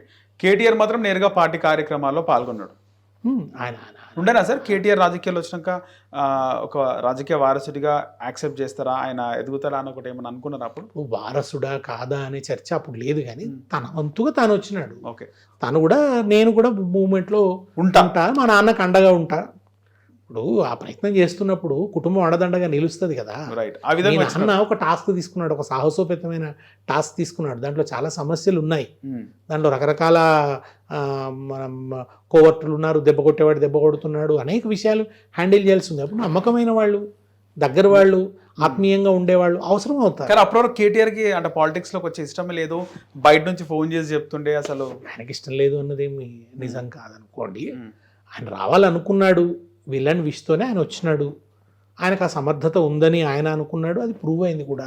ఆయన దానికి సంబంధించి సమర్థుడు. ఆయన కేవలం ఒకసారి టికెట్ ఇవ్వటం అనేది ఆయన కొడుకు కావటం వల్ల జరిగి ఉండొచ్చు, కానీ ఆ తర్వాత ఆయన నిలబడగలగడం, అర్హతలు ఆయన మున్సిపల్ మంత్రిగా, ఆయన అడ్మినిస్ట్రేషన్, ఆయన సమయంలో జరిగినటువంటి పట్టణాల్లో జరిగినటువంటి అభివృద్ధి, నగరంలో జరిగినటువంటి అభివృద్ధి, ఐటీ రంగంలో ఆయన సాధించినటువంటి అభివృద్ధి, పారిశ్రామిక పెట్టుబడులు తీసుకురావడంలో ఆయన చూపించినటువంటి సమర్థత, ఇవన్నీ ఉన్నాయి కదా. వాటన్నిటిని మనం పక్కకు పెట్టి మాట్లాడలేం కదా. ఊరికనే ఏదో ఇప్పుడు ఒక ఉదంతం ఏమిటంటే, ఒక నటుడు కూడా కాదు, ఆయన పెద్దగా నటన రాదు. నిజంగా జరిగింది చెప్తున్నా. ఒక పెద్దగా నటన రాని ఉద్యమం టైంలోనా కాదు, చరిత్రలో ఒక విషయం చెప్తున్నాను. ఆయనకు పెద్దగా యాక్టింగ్ రాదు, కానీ వీళ్ళ రికమెండేషన్లతో, ఒత్తిళ్లతో ఆయన ఒక సినిమాలో మంచి వేషం తీసుకున్నాడు. తీసుకొని షూటింగ్కి వచ్చినారు. షూటింగ్కి వస్తే అంటే ఎవరో పెద్దవాళ్ళతో చెప్పించుకున్నాడు, ఆ నిర్మాత మీద ప్రెషర్ తెప్పించుకున్నాడు, యాక్టింగ్లోకి వచ్చినాడు. కెమెరా ముందుకు వచ్చిన తర్వాత అప్పటి సీనియర్ హాస్య నటుడు రాజబాబు ఒక మాట అన్నట్ట. ఏమన్నాడంటే, ఇప్పటిదాకా రికమెండేషన్లు పనిచేసినాయి, ఇక కెమెరా దగ్గర రికమెండేషన్లు పనిచేయవు అన్నట్టు. ఇక్కడ నువ్వు ఏం చేస్తావు అన్నది స్పష్టంగా కనబడుతుంది, అది ఉన్నట్టు చిత్రీకరిస్తుంది. ఇక్కడ నువ్వు ఎవరో చెప్తే వినడం అనేది ఇక్కడ కుదరదు. ప్రేక్షకులు నేను తెర మీద చూస్తారు, ప్రేక్షకులు జడ్జి చేస్తారు, ఇక్కడ నీ ప్రతిభే ప్రధానం అని ఆయన చెప్పాడు. అట్లాగా నువ్వు కెమెరా ముందర దాకా తీసుకురాగలవు, కానీ యాక్ట్ చేయించలేవు. కరెక్ట్. దానికి సొంత ప్రతిభ ఉండాలి. కేటీఆర్ కూడా తన సొంత ప్రతిభతో నిలబడ్డాడు. అయితే ఆ రాజకీయ అవకాశం రావటం అనేది, ఆ పార్టీలోకి రావడం అనేది, పార్టీలో ఆయనకు ఒక ప్రముఖమైన స్థానం దక్కడం అనేది డెఫినెట్గా తండ్రి యొక్క వారసుడిగా అది ఆయనకు అడ్వాంటేజ్ అయింది. రైట్. సో ఉధృతంగా సాగిన ఉద్యమం టైంలో పెద్ద పెద్ద సమావేశాలు, ఆ సభల్లో అన్ని పార్టీల నాయకులు ఉంటుండే, ఇంక్లూడింగ్ టీడీపీ కూడా. రేవంత్ రెడ్డిని ఆహ్వానిస్తున్నా, అప్పటికైనా ఎమ్మెల్యే, మొట్టమొదటిసారి ఎమ్మెల్యే ఆహ్వానించిన రాకపోతున్నానా? అంటే తెలుగుదేశం పార్టీ తెలంగాణ ఉద్యమంలో నిజాయితీగా లేదు. నాగం జనార్దన్ రెడ్డి లాంటి వాళ్ళు ఉన్నారు కదా సార్. ఇప్పుడు ఎవరైనా, అప్పుడు ఉన్న వాళ్ళు ఎవరైనా కానీ వాళ్ళు జేఏసీలో కొంతకాలం ఉన్నారు, కానీ నిజాయితీగా లేరు. తెలంగాణ వాళ్ళు తెలంగాణ అంటున్నారు, ఆంధ్ర నాయకులు ఆంధ్ర అంటున్నారు. పార్టీ అంతా కలిసి తన శక్తియుక్తులను ఉపయోగించి తెలంగాణ ఏర్పడకుండా అడ్డుకుంటున్నది. ఓకే. రేవంత్ రెడ్డి స్టాండ్ ఏది అంటున్నాం? రేవంత్ రెడ్డి స్టాండ్ ఏముండే మీకు తెలుసు? తెలుగుదేశం స్టాండే రేవంత్ రెడ్డి స్టాండ్. అంతే, రాకపోతున్నా దూరం ఉంటుంది. రేవంత్ రెడ్డి స్టాండ్ అంటే నటన ఉంటుంది. మేము ఇటువైపే ఉన్నాం, మేము ఇదే మాట్లాడుతున్నాం అని ఒక నటన ఉంటుంది, మనసులో లేదు. కేసీఆర్ మీద దాడి ఉంటుంది, నటన ఉంటుంది. మనసులో ఉన్నదా లేదా అన్నది కాదు అక్కడ. తెలుగుదేశంకి ఆ క్యారెక్టర్ లేదు, తెలుగుదేశం యొక్క నేచర్ అది కాదు. కనుక తెలుగుదేశంతో ఉన్నప్పుడు తెలుగుదేశం నేచరే నీ నేచరు, ఇంక వేరే అవడానికి ఏముంటుంది? ఓకే. అప్పుడు అన్ని పార్టీలు ఈ అవకాశవాదాన్ని చూపించేవి. ఆంధ్ర నాయకులు ఆంధ్ర తిరగా, తెలంగాణ నాయకులు తెలంగాణ తిరగా. పార్టీ ఒక నిర్ణయం తీసుకుంటే అందరూ ఒకటి నిర్ణయం మీద ఉండాలి. తెలుగుదేశం పార్టీ తెలంగాణ అనుకూల నిర్ణయం తీసుకుంది అనుకోండి, తెలుగుదేశంలో ఉన్న వాళ్ళందరూ తెలంగాణకు అనుకూలంగా ఉండాలి. సో అప్పుడే విరుద్ధంగా ఉండదు కదా. మరి సమైక్యవాద ఉద్యమం ఎట్లా నడుపుతారు? తెలంగాణ ఉద్యమం టైంలో అప్పుడే కొత్తగా పుట్టుకొచ్చిన పార్టీ వైఎస్ఆర్సీపీ, జగన్మోహన్ రెడ్డి. ఆయన జైలుకి వెళ్ళినప్పుడు షర్మిల కూడా బయటకు వచ్చి మాట్లాడింది. మీరు అదే టైంలో తెలంగాణ సభలో షర్మిలని ఇమిటేట్ చేశారు, చాలా వైరల్ అయింది. అది చాలా మంది ఫార్వర్డ్ చేసుకున్నారు ఆ వీడియో. అయితే అంటే అప్పుడు జరిగింది ఏమిటంటే, తెలంగాణ ఉద్యమం ఉధృతమైంది, పిల్లలు చనిపోయారు, ఒక భావోద్వేగ స్థితిలో ఉన్నాం అందరం. ఆ టైంలో సమైక్యవాదం ఎజెండాతో జగన్ కూడా వస్తున్నాడు. ఆయన కూడా తెలంగాణ పట్ల స్పష్టమైన వైఖరిని ప్రకటించలేదు, చెప్పేసింది కదా సార్ సమైక్య. తర్వాత దానికి ముందు సంగతి ఇది. ఓకే. ఆయన వస్తుంటే ఆయన పార్టీలో అందరు జాయిన్ అవుతున్నారు. ఓకే. జాయిన్ అవుతుంటే నాలో ఒక ఆందోళన కలిగింది. ఉద్యమం టైంలోనే. ఉద్యమం టైంలో నాకు ఒక ఆందోళన కలిగింది. అరే ఈయన కూడా ఇది అడ్డుకోబోతున్నాడా ఏమిటని. అది ప్రధానంగా ఆ నల్గొండ, సూర్యాపేట ఆ ప్రాంతాలలోనే కొంత పేరున్న లీడర్లు, కొంత ప్రభావపూరితమైన వ్యక్తులు చేరుతున్నారు. ఓకే. చేరుతున్నప్పుడు దీన్ని ఎట్లా అడ్డుకోవాలి అని అప్పుడు ఆ సూర్యాపేటలో కేసీఆర్ గారు సభ పెట్టారు. ఓహో. సభ పెడితే అందులో నేను ఒక స్పీకర్. ఉమ్. అప్పుడు కొత్తగా అంటే తెలుగుదేశం గురించి అప్పటికే మాట్లాడి ఉన్నాం, చాలా విషయాలు చెప్పున్నాం. రైట్. కొత్తగా వైఎస్ఆర్సీపీ ఒక సమస్యగా రాబోతున్నది. ఉమ్.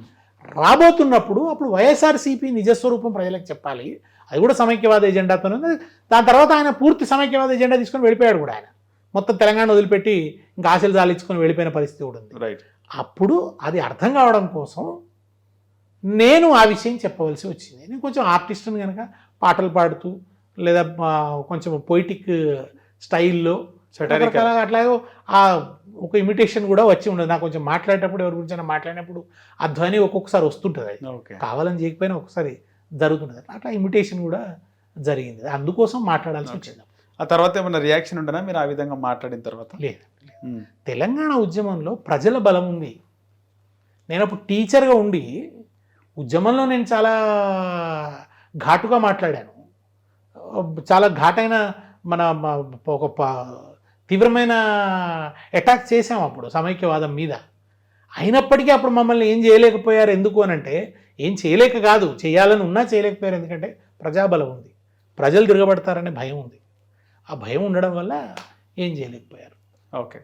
ముఖ్యంగా మీరు తెలంగాణ ఉద్యమం టైంలో చాలా మంచి మంచి పాటలు పాడినారు సార్. ఒక అద్భుతమైన పాట మా హిట్ టీవీ ప్రేక్షకుల కోసం.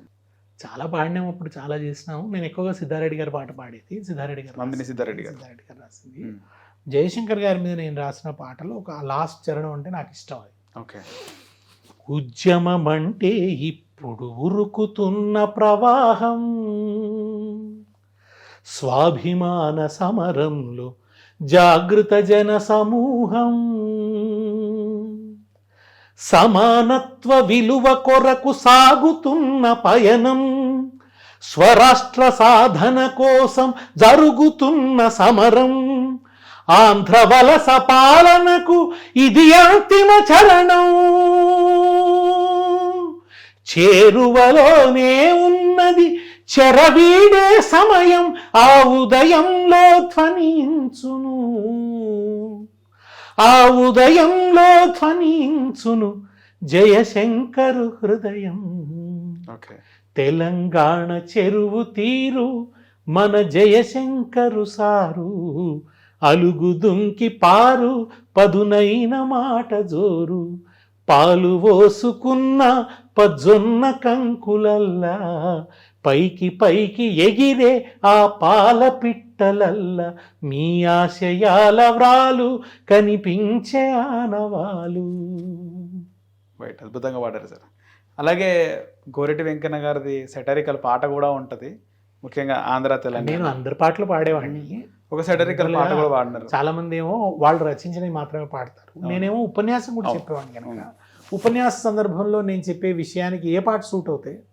ఇప్పుడు అమరుల ప్రస్తావన వచ్చినప్పుడు నేను సిద్ధారెడ్డి గారి పాట పాడటం, నీలవనరు తరలించి నిధులన్నీ మళ్ళించి తెలంగాణ బతుకుల్లో తెగమట్టి కొట్టిన ఆంధ్ర సర్కారుపై అసమాన పోరు చేసి ప్రత్యేక రాష్ట్రానికి ప్రాణమిచ్చిన అమరులకు జోహారులు జోహారులు, కనుపాప చూపుల్ల కన్నీటి పాటల్ల.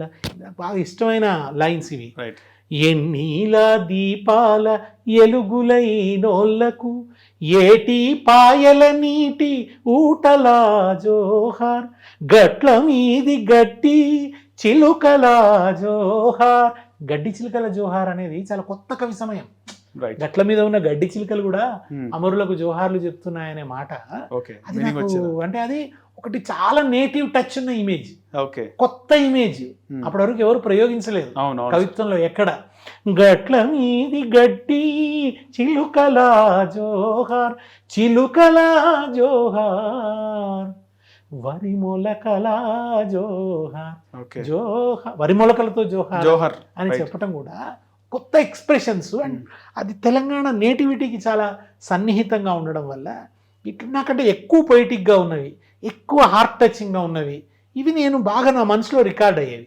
ఓకే. వాటిని పెట్టి పాడేది. అట్లాగే వెంకన్న పాటలో రాజకీయ వ్యంగ్యం ఉన్న పాట, అవును, వ్యంగ్యం ఉన్న లేదా ఆ పాట అంటే అది వాళ్ళ మన ఏం తెలంగాణ వెనకబడ్డది రావచ్చు పోవచ్చు రొయ్యల ఏమి లేని జాగాలకు మీరు ఎందుకు వస్తారు ఒకసారి ఒకసారి అంటే అదే మన తెలుగు జాతి ఒక్కటని వగలబడి పోతున్నారు, జాతి ఒక్కటైతే మమ్ముల గోతిలయ్యాలనుందా, భాష ఒక్కటైతే మమ్ము బాధ పెట్టాలనుందా, కాటను కట్టున్నదని కాలరెగురవేస్తున్నావు, విశాఖుక్కు మాదేనని విర్రవీగుతున్నావు, అన్యుంటే ఉంచుకొని నడిగితే చెప్పుతో కొట్టు, అన్యుంటే ఉంచుకొని నడిగితే చెప్పుతో కొట్టు, ఏమీ లేనోళ్ళమే మేము, ఏమీ లేనోళ్ళమే మరి ఏం బీక వచ్చినరు అని వెంకన్న చాలా సెటైరిక్గా, చాలా ఒక అటాకింగ్గా పొలిటికల్ టోన్లో ఉన్నటువంటి పాట అది. సో ఆ పాట కావచ్చు, అనేక పాటలు, దాశరథి పాట కూడా నేను ఎక్కువ పాడేవాడిని. అన్నార్థులు అనాథలుండని ఆనవయుగమదెంత దూరం, కరువంటూ కాటకమంటూ కనిపించని కాలాలెప్పుడో, పసిపాపలని దురకనులలో ముసిరిన భవితవ్యం ఏదో, గాయపడిన కవి గుండెలలో రాయబడని కావ్యాలెన్నో, ఆ చల్లని సముద్ర గర్భం దాచిన బడవా నల్లమెంతో, ఆ నల్లని ఆకాశంలో కానరాని భాస్కరులెల్దరో, ఆ చల్లని సముద్ర గర్భం. రావిళ్ళ వెంకటరామారావు గారు పాట పాడేది. కథనాన శత్రువుల కుత్తుకల నవలీల, ఉత్తరించిన బలోన్మత్తులేలిన భూమి, వీరులకు మొగసాలరా తెలంగాణ ధీరులకు కాణాచిరా. ఇట్లా అనేక రకాల అందరు రాసిన పాటలు పాడేది. మధ్య మధ్య నేను కొన్నిసార్లు స్పాంటేనియస్గా ఏదో అనేవాడిని, అది రాసి పెట్టుకున్నది కూడా లేదు, పోయినా ఎక్కడో. అవన్నీ కూడా నేను రికార్డ్ చేసి కూడా పెట్టుకోలేదు, ఆ ఫోటోలు లేవు, ఆ వీడియోలు లేవు, అవన్నీ పెట్టుకోలేదు. ఇది నేను చేశాను హో అని ఎస్టాబ్లిష్ చేసుకోవాలన్నా అట్లా కాదు. మనం ఒక కర్తవ్యం చేయాలి, ప్రజల మధ్య ఉన్నాము, 4 ముచ్చట్లు తెలుసు, చెప్పాలి అనే ధోరణితోనే చెప్తూ పోయినాను. ఓకే. కానీ మీకు తెలంగాణ ఏర్పడిన 10 సంవత్సరాల తర్వాత మీకు ఎమ్మెల్సీ పదవి లభించింది. ఎందుకు సార్, ఎందుకు డిలే అయింది, లేట్ అయింది, ఎందుకు లేట్గా గుర్తించారు మిమ్మల్ని, లేకపోతే ఏమన్నా అడ్జస్ట్మెంట్లో లేట్ అయిందంటారా? అంటే ఇప్పుడు ఫస్ట్ ఆఫ్ ఆల్ తెలంగాణ ఉద్యమం చేస్తున్నప్పుడు అందరం కూడా తెలంగాణ రావాలన్న లక్ష్యంతో పనిచేసినాం. అసలు మెయిన్ స్ట్రీమ్ పాలిటిక్స్ వైపు వస్తామని కూడా నేను ఎప్పుడు ఎక్స్పెక్ట్ చేయలేదు. తెలంగాణ ఉద్యమ కారణంగా ఒక మెయిన్ స్ట్రీమ్లో ఉన్న పార్టీతో సంబంధం ఏర్పడ్డది. ఆ క్రమంలో కేసీఆర్ గారితో నాకు కొంచెం సాన్నిహిత్యం కూడా ఏర్పడ్డది. ఫస్ట్ టీఆర్ఎస్ పార్టీ అన్నా మీరు? నేను ఎప్పుడూ ఒక రాజకీయ పార్టీతో లేను. ఓకే. నేను ఒక మంజీరా రచయితల సంఘం అని ఒక సంస్థ సిద్దిపేటలో, ఆ సంస్థ ద్వారా నేను సాహిత్య కార్యకలాపాలు, సాంస్కృతిక కార్యకలాపాలను ఉండేవి. ఓకే. తర్వాత వివిధ ఉద్యమ సందర్భాలలో వెళ్ళి పాటలు పాడేవాడిని అంతకుముందు కూడా. అవి రకరకాల ఉద్యమాలుగా, మేము మద్యపాన వ్యతిరేక ఉద్యమం అయితే పెద్ద ఎత్తున నాటకం వేస్తూ తిరిగాం మేము. అప్పుడు చాలా పోలీసు నిర్బంధం ఉండేది దాని మీద. ఓకే. ఆ నాటకాలు వేస్తూ తిరిగాము, పాటలు పాడి నాటకాలు కూడా వేసాం మేము. తర్వాత అనేక రకాల కార్మికోద్యమము, టీచర్లు, వాళ్ళ సమస్యలు, వీటన్నిటి మీద కూడా తిరిగేవాడిని, పాడేవాడిని, మాట్లాడేవాడిని, ఇవన్నీ జరిగేవి. తెలంగాణ ఉద్యమం వచ్చిన తర్వాత ఆ ఉద్యమ విస్తృతి కారణంగా నేను ఎక్కువ మందికి తెలిసిన. ఆ తర్వాత టీఆర్ఎస్కు సన్నిహితం ఏర్పడడం, టీఆర్ఎస్ పెద్ద వేదికలు నిర్మించింది, టీఆర్ఎస్ ఊరూరికి తీసుకుపోయింది. ప్రజా సంఘాలలో చేస్తే పరిమితమైన పరిధిలో ఉండేది, కానీ ఎప్పుడైతే టీఆర్ఎస్కు వచ్చినామో వాళ్ళు నన్ను ఊరూరు తిప్పగలిగారు. నేను ఊరూరు తిరిగాను. బహుశా నేను తిరిగినంత రిమోట్ ఏరియాస్, ప్రతి చిన్న ఊరు కూడా వెళ్ళి నేను రోజు వెళ్ళేవాడిని, రోజు మాట్లాడేవాడిని. అసలు వెళితే అటే 3 రోజులు అటే పోయిన సందర్భాలు కూడా ఉన్నాయి. అట్లా తిరిగి మాట్లాడి చేసి 10 మంది ఉన్నా 15 మంది ఉన్నా, చిన్న సభనా పెద్ద సభనా అని ఏం అనుకోకుండా వెళ్ళేది, పోయేది, మాట్లాడేది, వచ్చేది. ఆ క్రమంలో నాకు ఒక సన్నిహిత బంధం ఏర్పడ్డది. తెలంగాణ వచ్చిన తర్వాత సరే ఏమన్నా మనం ఒక పాత్ర నిర్వహించగలుగుతామేమో, వాళ్ళ ఆలోచనలకు కాస్త ఒక చిన్న మెరుపు అద్దగలుగుతామేమో అని అనుకుని నేను ఉన్నాను. బట్ కొంత అడ్మినిస్ట్రేషను, పాలిటిక్స్ ఇవి మనకు పెద్దగా తెలిసిన విషయాలు కావు. సాంస్కృతికపరమైన అభిరుచులు ఉన్నాయి. నన్ను ఓఎస్డీగా పెట్టుకున్నారు. ఓఎస్డీగా ఉండి కూడా నాకు ఎప్పుడన్నా నన్ను ఆయనకు సంబంధించిన స్పీచెస్ రాసే దగ్గర కొన్ని విషయాలలో సాంస్కృతికపరమైన విషయాలు ఏమైనా ఉన్నప్పుడు నన్ను ఆయన ఏదన్నా సంప్రదించేవాళ్ళు, అడిగేవాళ్ళు. ఆ తర్వాత సరే నేను ఉద్యోగం కూడా వదిలిపెట్టి ఉండటం వల్ల కొంత పెన్షను ఇవి ఉన్నటువంటి ఉద్యోగం వదిలిపెట్టుకున్నాను. భవిష్యత్తు జీవితానికి కూడా కాస్త భరోసా ఉండాలి. అట్లాగే నేను ఉద్యమంలో చేసిన పాత్ర తదనంతరం కూడా నేను ఒక పాత్ర నిర్వహించగలుగుతానని నాకు ఆయన తర్వాత ఎమ్మెల్సీ ఇవ్వటం జరిగింది. ఇవి కూడా ముందు అనుకున్నవి కాదు, వాటి కోసమే పనిచేసింది కూడా కాదు. సో అట్లా ఎమ్మెల్సీ కూడా ఇవ్వడం జరిగింది. ఇవాళ శాసన మండలిలో నా పరిధిలో నేను వినిపించగలిగిన గొంతును నేను వినిపిస్తున్నాను. అది విషయం. సో మీరు శాసన మండలిలో ఉన్నారు. రీసెంట్గా కవిత రాజీనామా చేసింది. ఇక తీన్మార్మన్ కూడా రీసెంట్గా ఆయన ఎమ్మెల్సీ అయినాడు. అయితే కవిత పార్టీకి సంబంధించి ఆమె పార్టీ బహిష్కరించడం, ఆమె జాగృతి ద్వారా బీఆర్ఎస్ నిరుకున పెట్టడం మీరు ఎట్లా చూస్తున్నారు?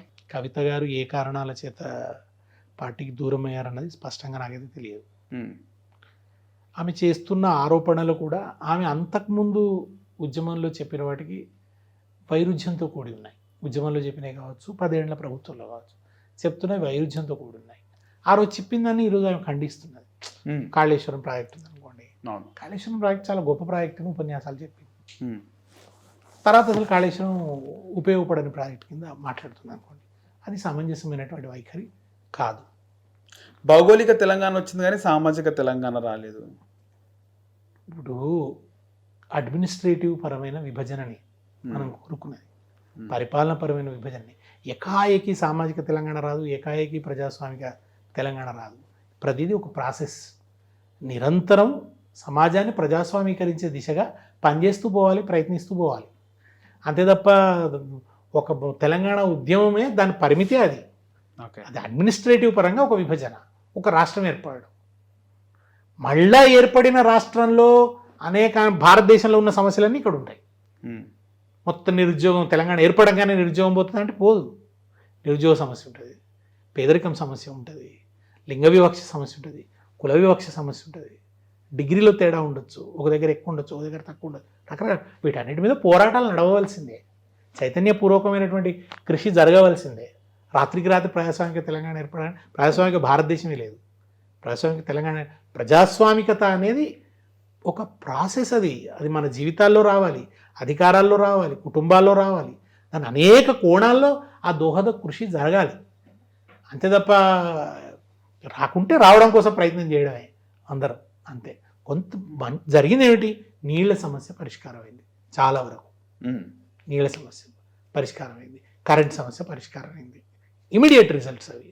వ్యవసాయంలో కొంత రిలీఫ్ వచ్చింది, మన కల్చర్కి సంబంధించి ఒక ఫోకస్ వచ్చింది, మన వాళ్ళకు కొన్ని అవకాశాలు పెరిగాయి రకరకాల రంగాలలో. కానీ మీరు ఒక రచయితగా, గాయకుడిగా సినీ రంగంలో ఇంకేమైనా మార్పులు జరగాల అనుకుంటున్నారా? ఇంకా జరగాల్సి ఉన్నాయండి? జరగాలి, తప్పకుండా జరగాలి.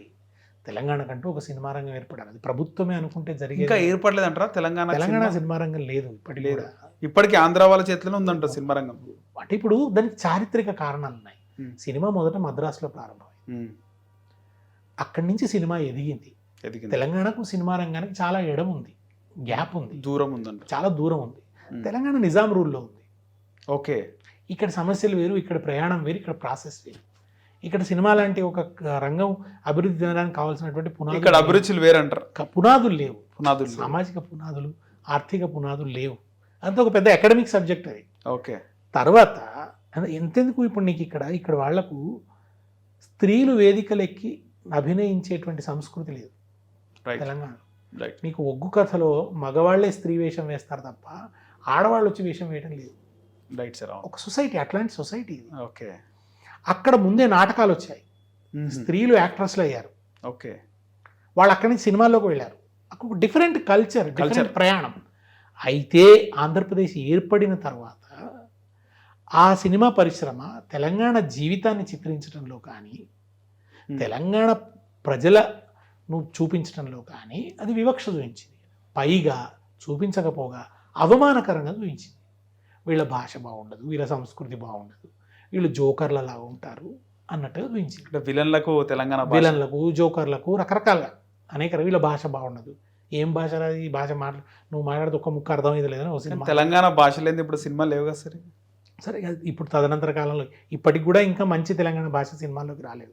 ఓకే. ఇప్పటికీ వికృతమైన అనుకరణ భాషనే వస్తున్నది, ఇంకా కూడా స్వచ్ఛమైన ధోరణిలో రావట్లేదు. మధురమైన తెలంగాణ భాష ఉందంటారు. అది డెఫినెట్లీ తెలంగాణ రచయితలు రావాలి, తెలంగాణ నిర్మాత ఉండాలి. బలగం లాంటి సినిమాలు ఆ ప్రయత్నం కొంత జరిగింది. రైట్. తెలంగాణ రచయితే రాయాలి, తెలంగాణ నిర్మాతే ఉండాలి. ఆ తెలంగాణ స్వభావం తెలిసిన వాళ్ళు దాన్ని పూర్తిగా దాన్ని అట్లనే ప్రజెంట్ చేయాలనే ఒక బలమైన ఇదితో చేయాలి. కానీ దర్శకులు ఉన్నారు, నిర్మాతలు, దర్శకులు, కళాకారులు ఉన్నప్పటికీ ప్రభుత్వం కూడా ప్రోత్సహించాలంటారా? రావాలి, ప్రొడ్యూసర్స్ రావాలి. ముందు తెలంగాణ సినిమా డిఫైన్ అవ్వాలి, కొన్ని సినిమాలు రావాలి. వచ్చిన తర్వాత ప్రభుత్వం కూడా దాని వైపు దృష్టి పెట్టి వాటిని ఎట్లా ఎంకరేజ్ చేయాలనేది చూడాలి. ఫస్ట్ ప్రియారిటీ ఇవ్వాలి. ఎందుకంటే అది బిజినెస్ అండి సినిమా అనేది. ఫస్ట్ దాంట్లో ప్రొడక్ట్ ఒకటి వస్తే ఆ ప్రొడక్ట్కి ప్రభుత్వమే ఉపయోగపడుతుంది. ప్రభుత్వమే సినిమాలు తీయదు కదా, ప్రభుత్వమే హీరోల్ని తయారు చేయదు, ప్రభుత్వం హీరోయిన్లను తయారు చేయదు. ప్రభుత్వం ఏం చేయొచ్చు, ఒక ఫిల్మ్ ఇన్స్టిట్యూట్ పెట్టచ్చు ప్రభుత్వం వైపు నుంచి పెట్టి, ఆ ఫిల్మ్ ఇన్స్టిట్యూట్ ద్వారా తెలంగాణ వాళ్ళకి ట్రైనింగ్ ఇప్పించి దాన్ని వాళ్ళు సినిమా రంగంలో అవకాశాలు పొందడానికి వాళ్ళకి కావాల్సిన ఎక్విప్ చేయొచ్చు, అకాడమిక్ కృషి చేయవచ్చు. కానీ సినిమాలు ప్రొడ్యూసర్స్ వస్తే ఆ ప్రొడ్యూసర్స్ ఈ లక్ష్యంతో ఉండాలి. మేము తెలంగాణ వాళ్ళని ఆర్టిస్టులుగా తీసుకుంటాము, తెలంగాణ జీవితాలను కథలుగా తీస్తాం అనే ఒక కమిట్మెంట్తో రావాలి. ఓకే. అది జరిగేంత వరకు తెలంగాణకు సినిమా రంగం ఏర్పడదు. కానీ మీరు లాస్ట్ 10 yearsలో ఇలాంటి ఆలోచన కేసీఆర్ గారు ముందు పెట్టలేదా? ఇప్పుడు అంటే కేసీఆర్ గారు వచ్చిన చారిత్రక పరిస్థితి వేరు. కేసీఆర్ గారు వచ్చినప్పుడు రైతులు ఆత్మహత్యలు చేసుకుంటున్నారు. ఓకే. ముందు నీళ్లు, అసలు మౌలిక సమస్యల మీద ఆయన ఎక్కువ కాన్సన్ట్రేట్ చేయాల్సి వచ్చింది. ఒక విధ్వంసమైన ప్రాంతాన్ని పునర్నిర్మించడానికి 10 years అనేది చాలా పెద్ద కాలం ఏం కాదు, మనకు అనిపిస్తుంది అట్లా. ఓకే. కానీ చాలా కదా పెద్ద మొత్తం పునర్నిర్మాణం అనేది. ఇప్పుడు అందులో ఆయన కృషి, ఆయన నీళ్ల మీద ఎక్కువ పెట్టినాడు, కరెంటు మీద ఎక్కువ పెట్టినాడు, అది భూగర్భ జలాలు పెరిగేటట్టు చేసినాడు, చెరువులు బాగు చేసినాడు. సాంస్కృతిక రంగానికి సంబంధించి ఇంకా చేయవలసినటువంటి కర్తవ్యాలు ఉన్నాయి. ఓకే. అవి ఒక ప్రాసెస్లో ఏర్పడతాయి. నీకు తెలంగాణ ఫ్లరిష్ అయ్యి, తెలంగాణలో బిజినెస్ పెరిగి, తెలంగాణలో వ్యవసాయం మెరుగుపడి, తెలంగాణ సామాజిక ఆర్థిక శక్తి మెరుగుపడుతున్నప్పుడు ప్రొడ్యూసర్స్ పుట్టుకొస్తారు. ఓకే. ఆ ప్రొడ్యూసర్ కొంత ఇండివిజువాలిటీతో వ్యవహరించగలుగుతాడు. మీరు గతంలో కూడా అన్నారు, అంటే ఉర్దూ భాష ప్రతి భాష మీద ప్రభావం ఉంటుంది. ఉర్దూ భాష అంటే తెలంగాణ భాష అయినా అటు ఆంధ్ర భాష అయినా ఖచ్చితంగా ఉంటుంది. అసలు తెలుగు అనే భాష లేదంటారా? తెలుగు అనే భాష లేదని నేను అనలేదు. ప్రతి భాష కూడా అంటే ఉర్దూ లేని తెలుగు భాష లేదంటారా? ప్రతి భాష కూడా ఆదాన ప్రదానాలు చేసుకుంటుంది. ఓకే. అంటే ఇతర భాషల నుంచి పదాలను స్వీకరిస్తుంది కానీ దాని మౌలిక స్వభావం దానికి ఉంటుంది. కర్త కర్మ క్రియ ఎట్లా ఉండాలో అట్లా ఉంటాయి. ఓకే. పదాలు అంటే వాక్య నిర్మాణం ఒక భాషకు ప్రత్యేకంగా ఉంటుంది, అంతే, అది అట్లనే ఉంటుంది. కొన్ని కొత్త పదాలు ఆయా భాషల నుంచి వస్తాయి. మనం ఇంగ్లీష్ వాడతలేమా?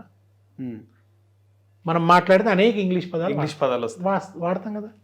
అంటే తెలుగులో ఇది లైట్ అంటాం, అది ఫ్యాన్ అంటాం, ఇది కెమెరా అంటాం, అది చైర్ అంటాం. ఇవన్నీ మాట్లాడు కంపల్సరీ చేయాలి సార్ అంటారు. ఇవాళ కంపల్సరీ అనేది మామూలు రైతు కూలీలు కూడా వాడుతున్నారు కంపల్సరీ అని.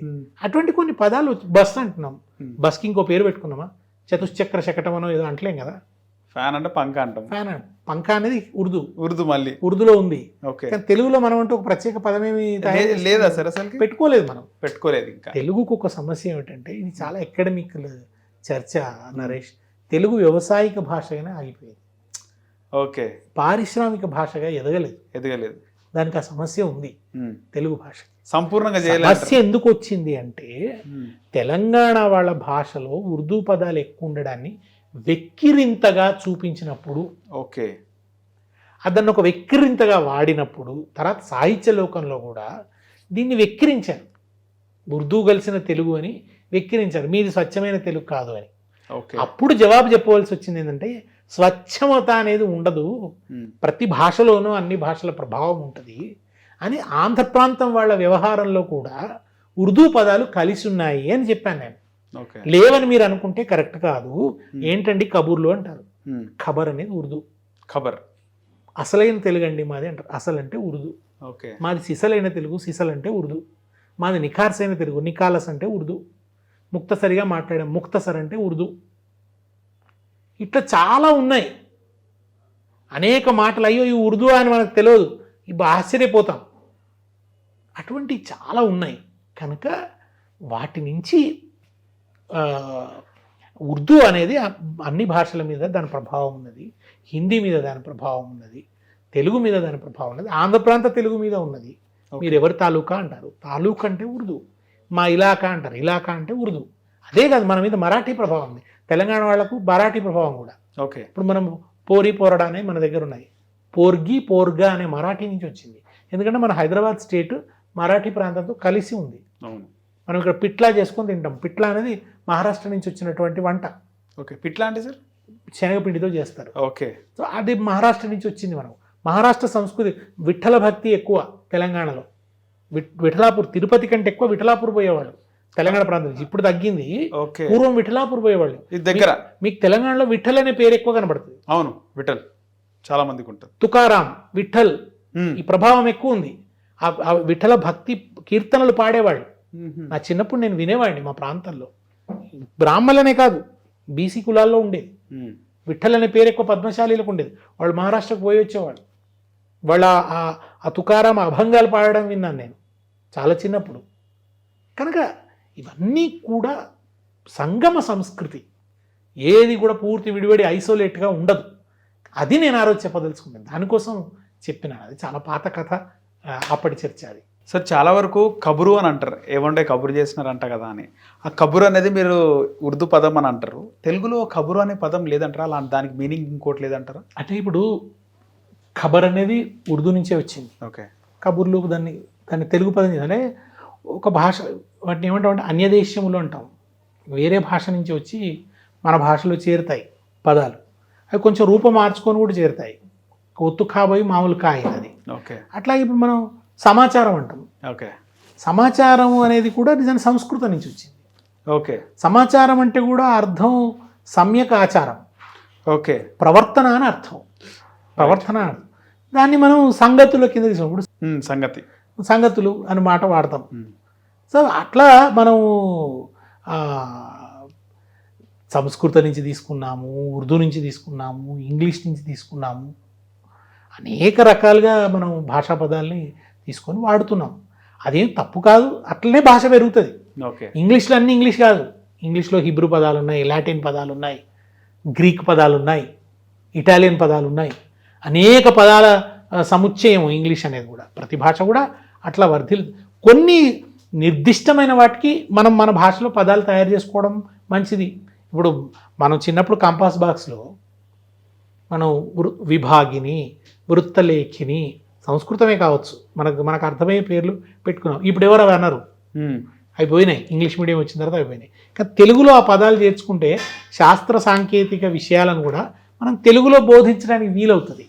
ఓకే. అట్లా వైశాల్యము అనే మాట మనం మ్యాథమెటిక్స్లో ఎన్ని ఉండేవి, మనకు మాత్రికలు, ఇట్లా ఉంటే బీజీయ సమాసాలు అని ఉండేవి కదా. ఇప్పుడు మ్యాథ్స్ అసలు తెలుగులో చదువుకునే పరిస్థితే పోతున్నది. మేము కూడా చదువుకోలేదు సార్, ఇంగ్లీష్లో చదువుకుంటున్నారు కదా.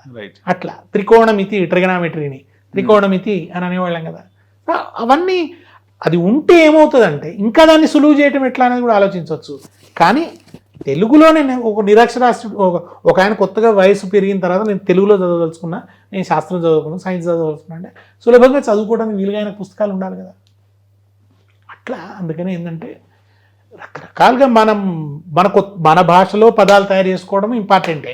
అదే సమయంలో అన్య భాషా పదాలను అవసరమైనప్పుడు కూడా వాడుకుంటాం, సౌకర్యవంతంగా వాడుకుంటాం. అదేం తప్పు కాదు, అదేమీ వికారం కాదు. దాన్ని వికారం చేసి మాట్లాడినప్పుడు ఆ మాట చెప్పాల్సి వచ్చింది అనమాట. అట్లా అనొద్దు అని చెప్పాల్సి వచ్చింది. రైట్. మీతో మంచి విషయాలు మా హిట్ టీవీ ద్వారా తెలుసుకున్నాం సార్. ఇంకా హైదరాబాద్ స్టేట్కి సంబంధించి, హైదరాబాద్ సంస్థానానికి సంబంధించి మరోసారి మీ విలువైన సమయాన్ని తీసుకొని మరోసారి ఇంటర్వ్యూలో కలుస్తాం సార్. ధన్యవాదాలు. హిట్ టీవీ యాప్, ఇందులో short news, live news, entertainment shows, movies, digital magazines తో పాటు మీ జిల్లా వార్తలను కూడా ఫ్రీగా చూడొచ్చు. ఇంకెందుకు ఆలస్యం, వెంటనే హిట్ టీవీ యాప్ ని డౌన్లోడ్ చేసుకుని ఫ్రీగా ఎంటర్టైన్మెంట్ పొందండి. Hit TV app. Hit TV app. Please download hit TV app. Hit TV app ని ఫ్రీగా డౌన్లోడ్ చేసుకుని ఎంజాయ్ చేయండి. మీకు నచ్చిన ఎంటర్టైన్మెంట్ కోసం హిట్ టీవీ యాప్ ని ఫ్రీగా డౌన్లోడ్ చేసుకుని ఎంజాయ్ చేయండి. హిట్ టీవీ యాప్ ని డౌన్లోడ్ చేసుకుని ఆస్వాదించండి, ఆశీర్వదించండి. ఇంతమంది సెలబ్రిటీలు హిట్ టీవీ యాప్ ని డౌన్లోడ్ చేసుకోండి అని చెప్తున్నారంటే ఎంత మంచి యాప్ ఆలోచించండి. అమెరికా అమెరికా అమెరికా అమెరికాలో చదవాలనుకునే వాళ్ళకి విశ్వసనీయమైన పేరు మన శౌర్య consultancy. UK Law 1 Year Masters. UK Law 1 Year Masters. 2 years work permit up to 5 years visa. Contact Saurya Consultancy. Contact 89851 89851.